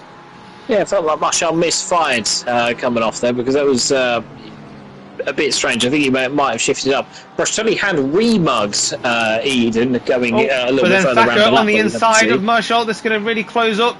Eden, I think, would have wanted to move there, but Eden's going to fight it on the exit, but hasn't quite got the traction to get in there. I think he saw the move happening, and as much as he wanted to make a move, he couldn't, because the way was blocked. Gandalf said, "You shall not pass."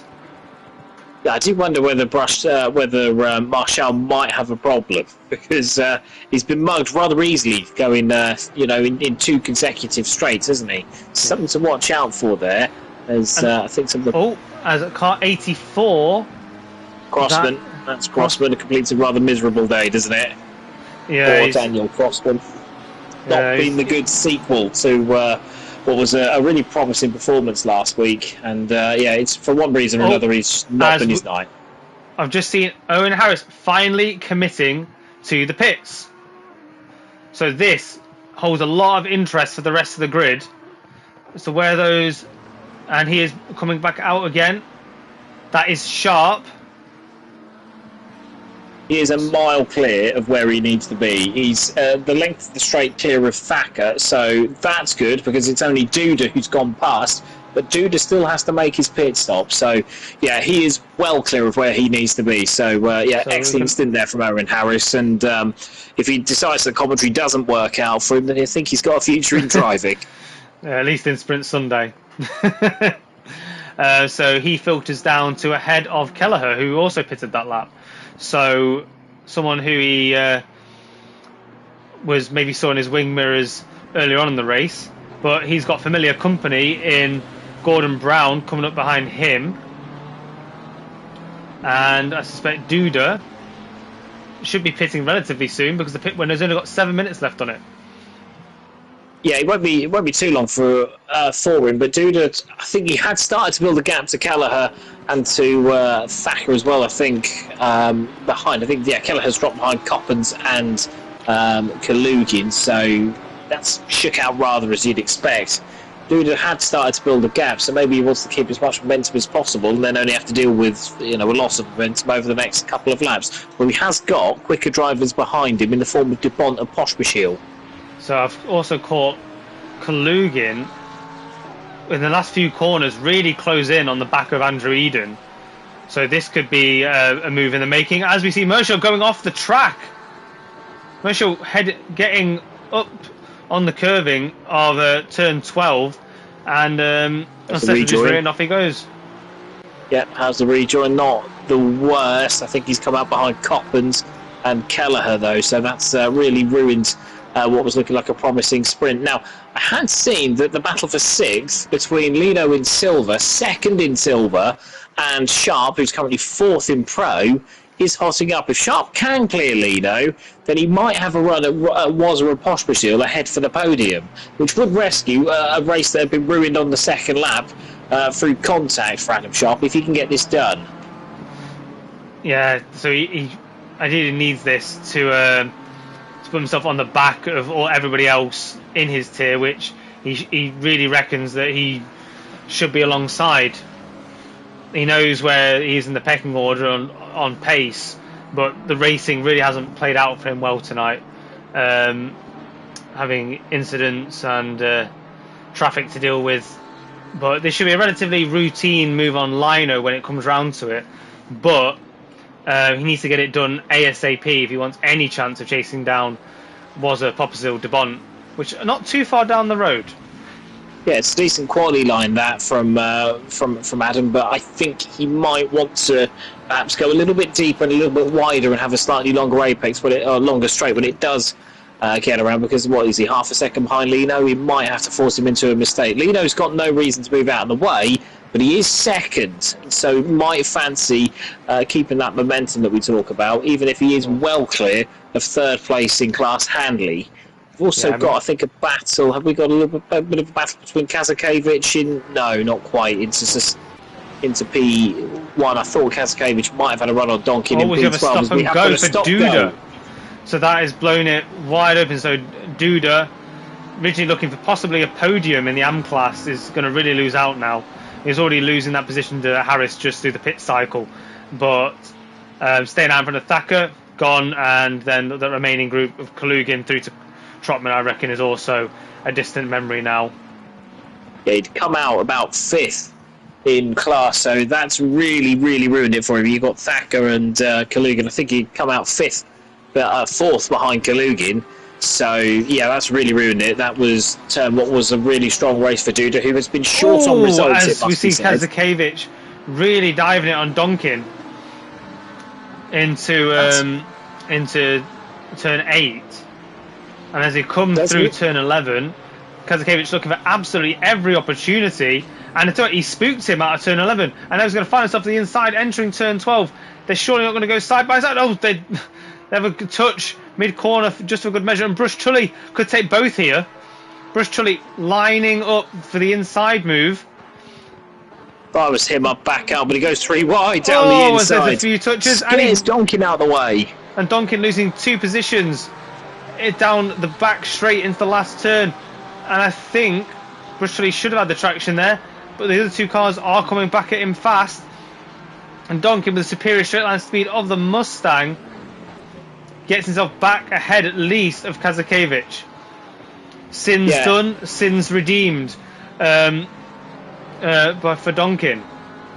Yeah, opportunism there at its best from Tully. Down the inside, I was about to say, and shows what I know, that he might want to maybe stay back and lengthen the straight. But he goes down the inside, spots the opportunity, blocks past them both, and Donkin really had nowhere to go once he was surrounded, to be honest, by Porsches. Excellent driving from the 3 of them. So I've just picked up Kelleher, but I think that red car there. That's Coppens. That's Coppens, but he is right. So yeah, it's finally updated. So Marchal had passed Coppens, I think, earlier in the lap, and that held Coppens up. So Kelleher now fancying a run at what would be, I think, P6 in class. Yeah. So this paction, there's still great racing to be had towards the back of the grid in FRL SuperSprint Sunday, and this is going to go all the way to the end. I think obviously Trotman quite far behind Kelleher, so it's not all one big pack, but Kelleher through to Kalugin. It's all to play for. I think that's due to clearing the stop go. Jablonski's got Brown trying to go around the outside of Harris into turn 2. Harris still keeping his nose on the inside. Harris getting his nose fully ahead, and I think he will claim the corner for turn 4. Oh, as Brown narrowly misses him. What was that about? Admin or no admin? That was something quite hairy for Harris to have to look at in his mirror. And now, with marbles on his tyres, brings it back, and he's let Hanley through as well. Yeah, knowing Gordon as I do, I think that's a case of realising he'd brake too late. Gordon's quite good at recognising when he does brake too late, and tends to sort of move out of the way and tries to penalise himself before he penalises anybody else. So decent driving there from Gordon, if that is indeed what's happened there. It's Duda in the middle there after his early stop goes, so no threat to Hanley, and Gordon can have another go at it should he wish. Owen still prepared to fight despite the class difference. That is big. That's Jablonski. That is Jablonski with a stop-go penalty, and that has handed victory to Marcolino. Oh, that's disaster for the Malib McLaren in the silver class. I can't believe it. Overall victory gone in the blink of an eye. That'll put him all the way back to, I think, probably behind Tully, Donkin, Starclough, depending on how that's applied. Oh, that is disaster for Jablonski. No, it's even worse. It's even worse than that. He's not going to get to serve it. There is not enough time left. That has to be added on at the end of the race. I don't know how ACC does it with a drive-through. It's 30 seconds, but we're about to learn probably the hardest way possible how a stop-go is applied at the end of the race. I believe it's 130 seconds. Oh, that's 2 minutes. Oh, that's cruel. That's 2 minutes. That would put him... Well, you can forget the race. Jablonski, you can forget the race. And what was a routine? He didn't even need to do it. I can only assume there's an error there. Maybe he was in second gear, didn't put the limiter on. But there's no way that he would have... Surely no way that he would have sped... by braking too late. There must have been another error, but potentially an upshift after the line, or potentially it's easily done. I've done it many a times myself, regrettably. But back to the action, and instead of lamenting on Jablonski, that's Wazza, isn't it, going on the back of Poshby Shield? That could be an interesting battle for what is now second in class. The Bentley's got so much power, and I think he'll have a run around the outside. Bob still goes defensive on the inside, but Wazza finds his way to the outside on the marbles. Hopefully his tyres will be good by the time he gets to the corner. Braking at absolutely equal points. Synchronised driving around turn 1. Highly respectful. What could the Porsche do instead of braking to the outside? Does he try and cut back? He does not. And Wazza is through on the last lap of the race. What a great It doesn't move. get fairer than that from Posh Brazil and Wazza. Excellent driving between the two, because Wazza could have tried to run him off and out of road. Posh Brazil, by the same token, could have, squeezed when there wasn't any squeezing to be done, and that is great driving from the pair of them. Gutting for Posh Brazil, mine, but Wazza there with a thoroughly deserved second in class. Excellent driving from the pair of them. And keeping appearances, Sharp never did quite get past Lino. He is chasing all the way to the line, but it looks like Sharp's going to have to settle for a P4 in class, because he is... Well, you can see Popper's still ahead. Popper's still... I'm not sure how much he's struggling there, because he's dropped right off the back of Wazza after that interaction. But we will go forward to De Bont, who is going to come home to win this race with a reasonable margin in the end of about 5 seconds over Wazza, who took quite some time to get past Popsicle, not through lack of trying, but De Bont coming all the way. Added on for Jablonski. 1 whole minute. 1 whole minute. Ouch. Oh god, no. And De Bont comes home for the win. Wazza for a well-earned P2. Lino P3. Sharp backs off, acknowledges the challenge, and done. And Owen Harris comes home for a AM tier win.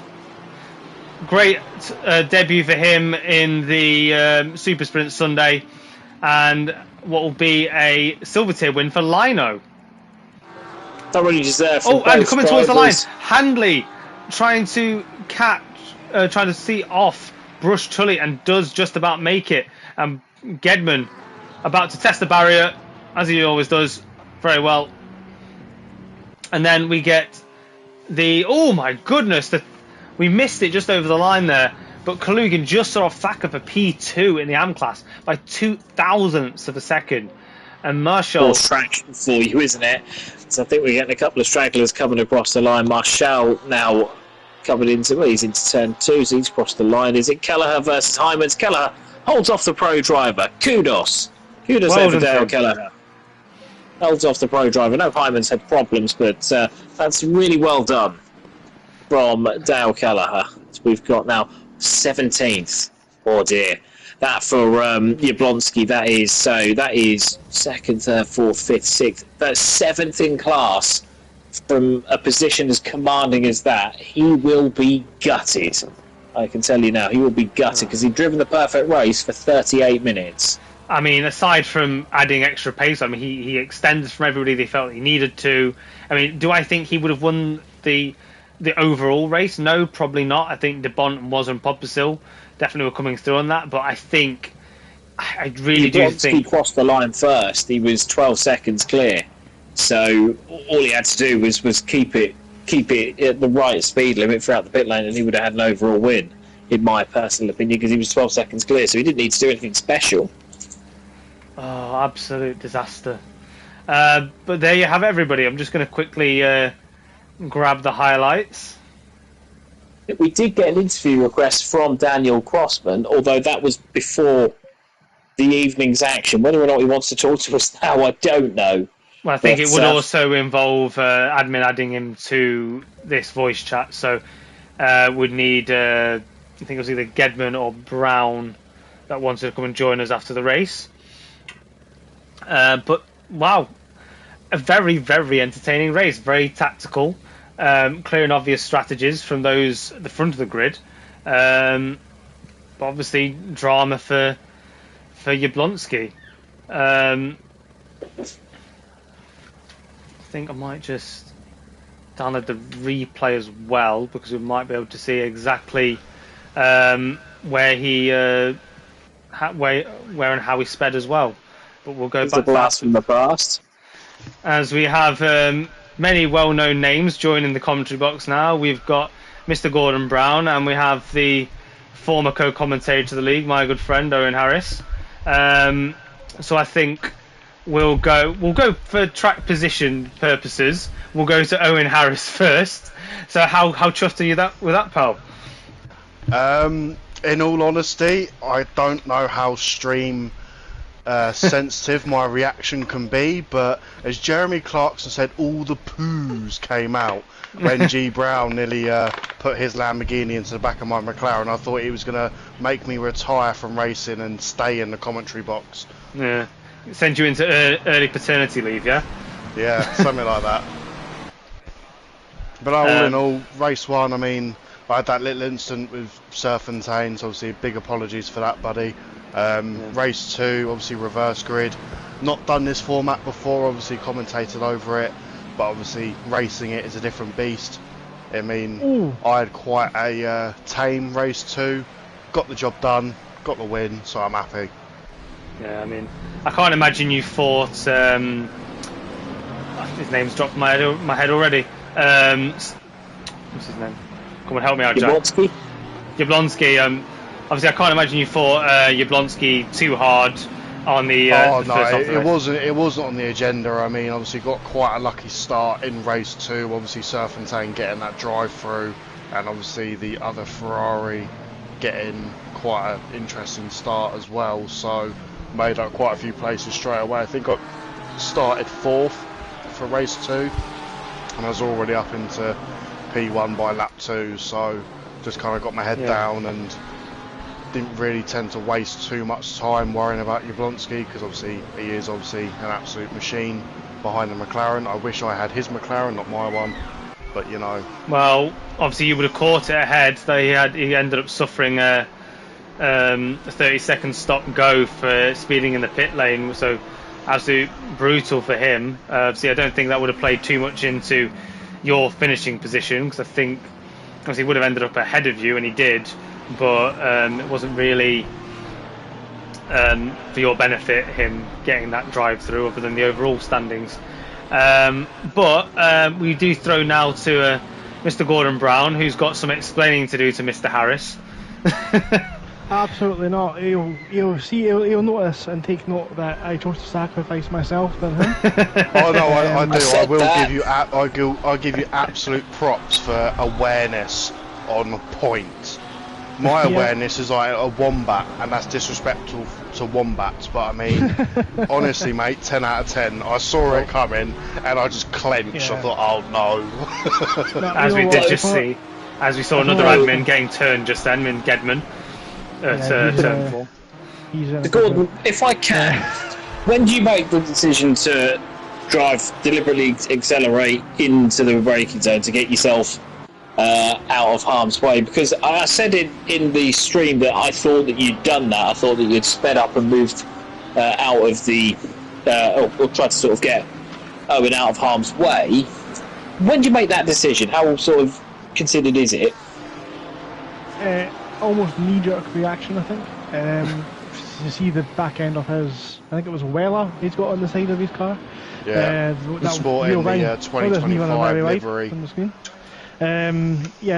Seeing it come up, the rear wing approaches very quickly, and it's the case, right, open the steer in so you don't lock the brakes up, go straight, and then you can get your car slowed down a little bit better. Again, I ran a bit wide, but you know, it's better to lose 5 seconds and lose 20 seconds recovering from the spin. I mean, what was the original intention there? Was it to make the move, or was it to? Oh my goodness! was the move? That's got to be track limits. Speaking of track limits, did either of you two pick up that many? Yes, 3. Yeah, I did. Battling Brown. Yeah, I picked up 1 battle in Owen as well. I ran with about 3 track limits for the last 10 minutes, I think it was. But that's nothing. At Mazzano and Taco Tuesday, I ran for 47 minutes with 3 track warnings. So I did something like 10 that. minutes is nothing. On Tuesday. But yeah, it was very good actually to see you on track and battle with you, because I've never actually been able to wheel with you. So I hope, like you said, you give me props for it, and I appreciate it. And I hope you realise that some people around here do actually have some kind of awareness. They don't just go gung ho. Oh no, but it's just at the end of the day, it's what we obviously, from a commentator's point of view and obviously a racer's point of view, it's FRL's motto, isn't it? It's sim racing at its very best. and that's the tip of the hat of sportsmanship. Alright, I did have that moment with Serpentine in race 1, but I waited for him to get back going again before I resume my race. Yeah. Not a lot of people will do that, which what separates the men and the boys. Yeah, exactly. And I'll always take the opportunity to sacrifice myself rather than someone else if I've made a mistake, which I did. Speaking of sacrifice, I think we were about to catch you getting chased down by Wazza and Sharp here. Yeah, I want to talk about Sharp's move because I'm not going to lie, that is incredible. I don't know if you caught it on the stream. I think we might have done, but I'm only 50-50. If you did, I need to set the picture because he needs credit for it because it was brilliant. So coming up through turn 1, there was an AM and a silver battling ahead of us, and I think the silver driver let us go, sensing we might get an opportunity to get past the AM if we pushed our way past. Fair enough, it's been done, but that's fine. But it took me way out of position. I had to go round the outside of turn 1, which made me slow down. The car in front realises that this is what's happening and moves off the racing line to let me through, and Sharp goes down the inside through right. So I held him off for about 4 laps, just hitting every apex, and he couldn't get past. So I'm just watching the apex opened up. Just watching Harris do his Max Verstappen Mexico around turn 1, just taking the wide line, taking the speed, and getting the job done. But obviously he was never going to catch Serpentine with the jump start that he did. I just want to say though, I don't know if it was a glitch or just people just got the start that wrong, but the start lineup was so all over the place. No one was really side by side. There was a big gap in the middle. Yeah, I mean, turn 1 was a strange one. There's a lot going on, wasn't there? Yeah, you had Daniel Crossman being turned. Yep, I got all of that in my mirror. Yep, I just drove past. I went past the outside of him. I went, oh, he's facing the wrong way. It's like that meme with the 2 people looking at each other in the cars, like the woman in the car. I don't know if you've seen it. They're both staring at each other as they go past. I'm surprised. I could see the white of his eyeballs as he's just rolling backwards on the curb, on the racing line. And I looked in my mirror and just seen I was a yellow car plough straight into his bonnet. So, yeah, he's not done brilliantly there. But I did say I'd have a look at it.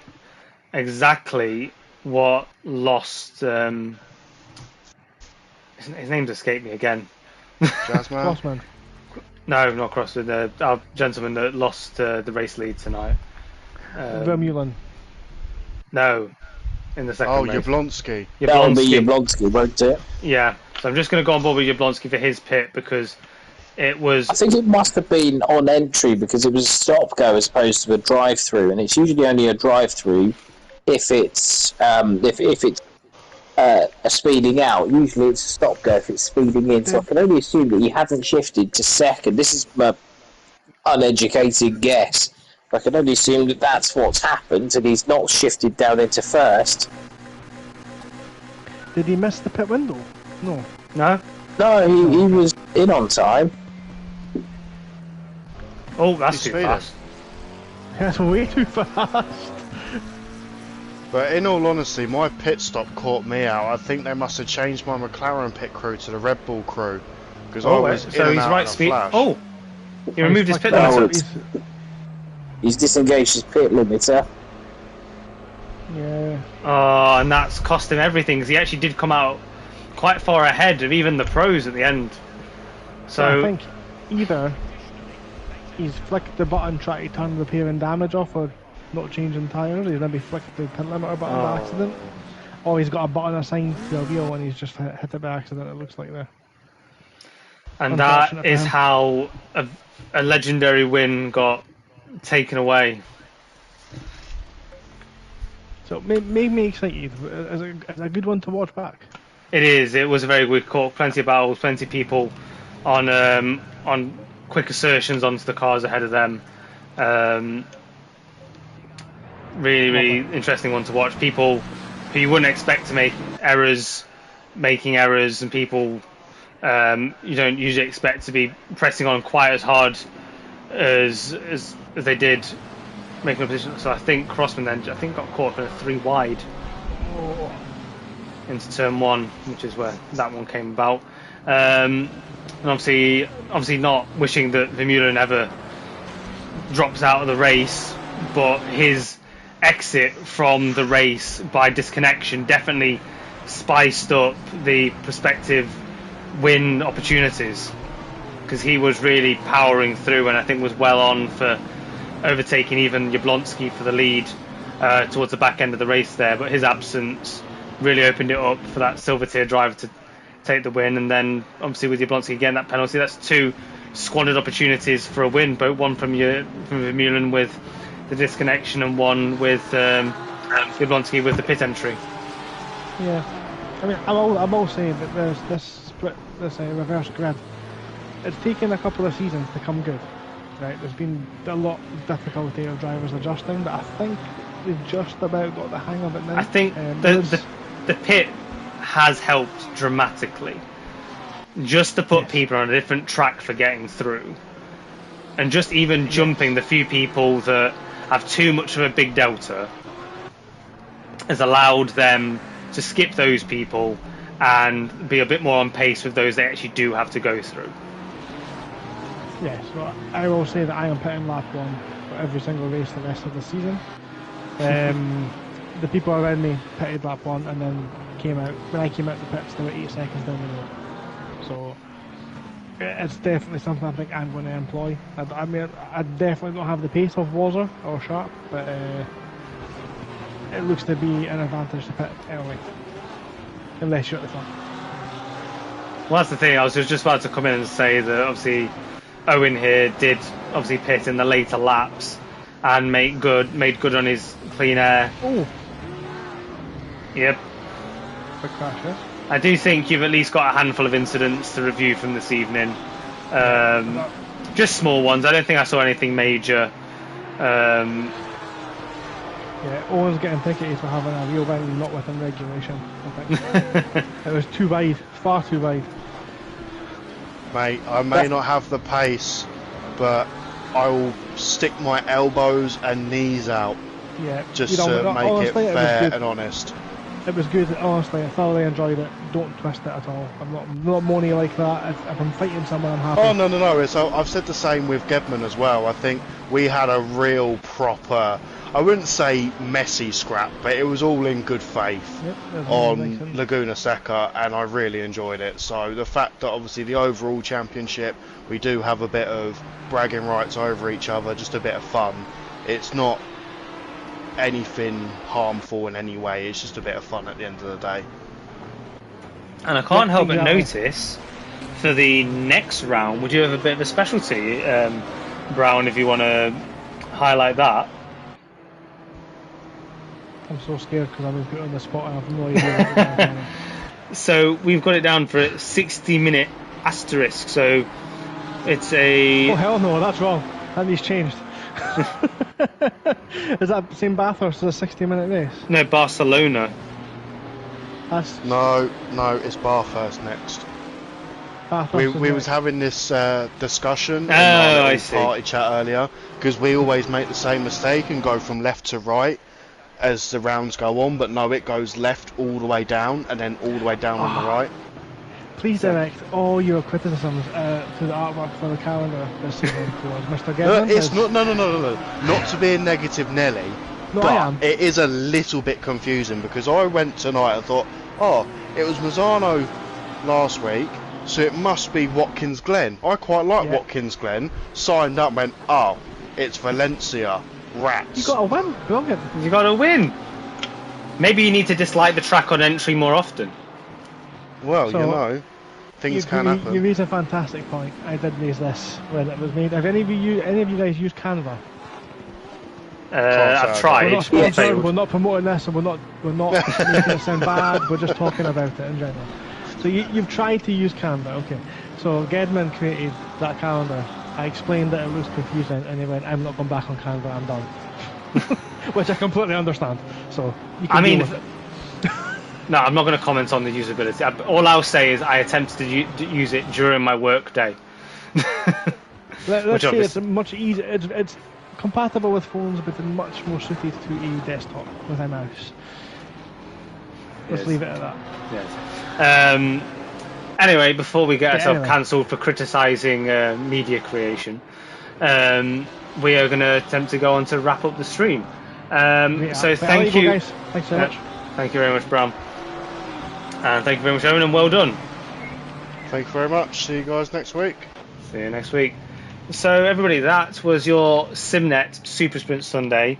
That was round 3 at Valencia. This extra special GP circuit has offered you up 2 fantastic sprint races. Plenty of wins, spills, and plenty of battling. Do make sure you like, subscribe, share with your friends and family, hit that notification bell to be notified whenever FRL goes online so you don't miss any of the action. If you're already part of the server, do make sure you consider joining the Patreon, just £3 a month for those special perks we mentioned earlier. Your special race number, early access into events, and your own practice server to go practice in, provided by FRL. If you're not already part of the community, do consider doing so. If you reach out on the comments, the admin do monitor the comments for the stream, so they will send you a Discord link and or a SimGrid link if you want to get involved. We do more than just ACC, we do ACC Evo, iRacing, etc. So plenty for you to get involved in most days of the week. And yeah, make sure you're here next week for, as just discussed, the same format around Bathurst for round 4. Bathurst, super tricky circuit, and I hope you all enjoy it. I've been Greg, otherwise known as the Wifafa. I've been Jack, otherwise, J Prentice 678. And we look forward to seeing you all on the next one. Goodbye now. Bye.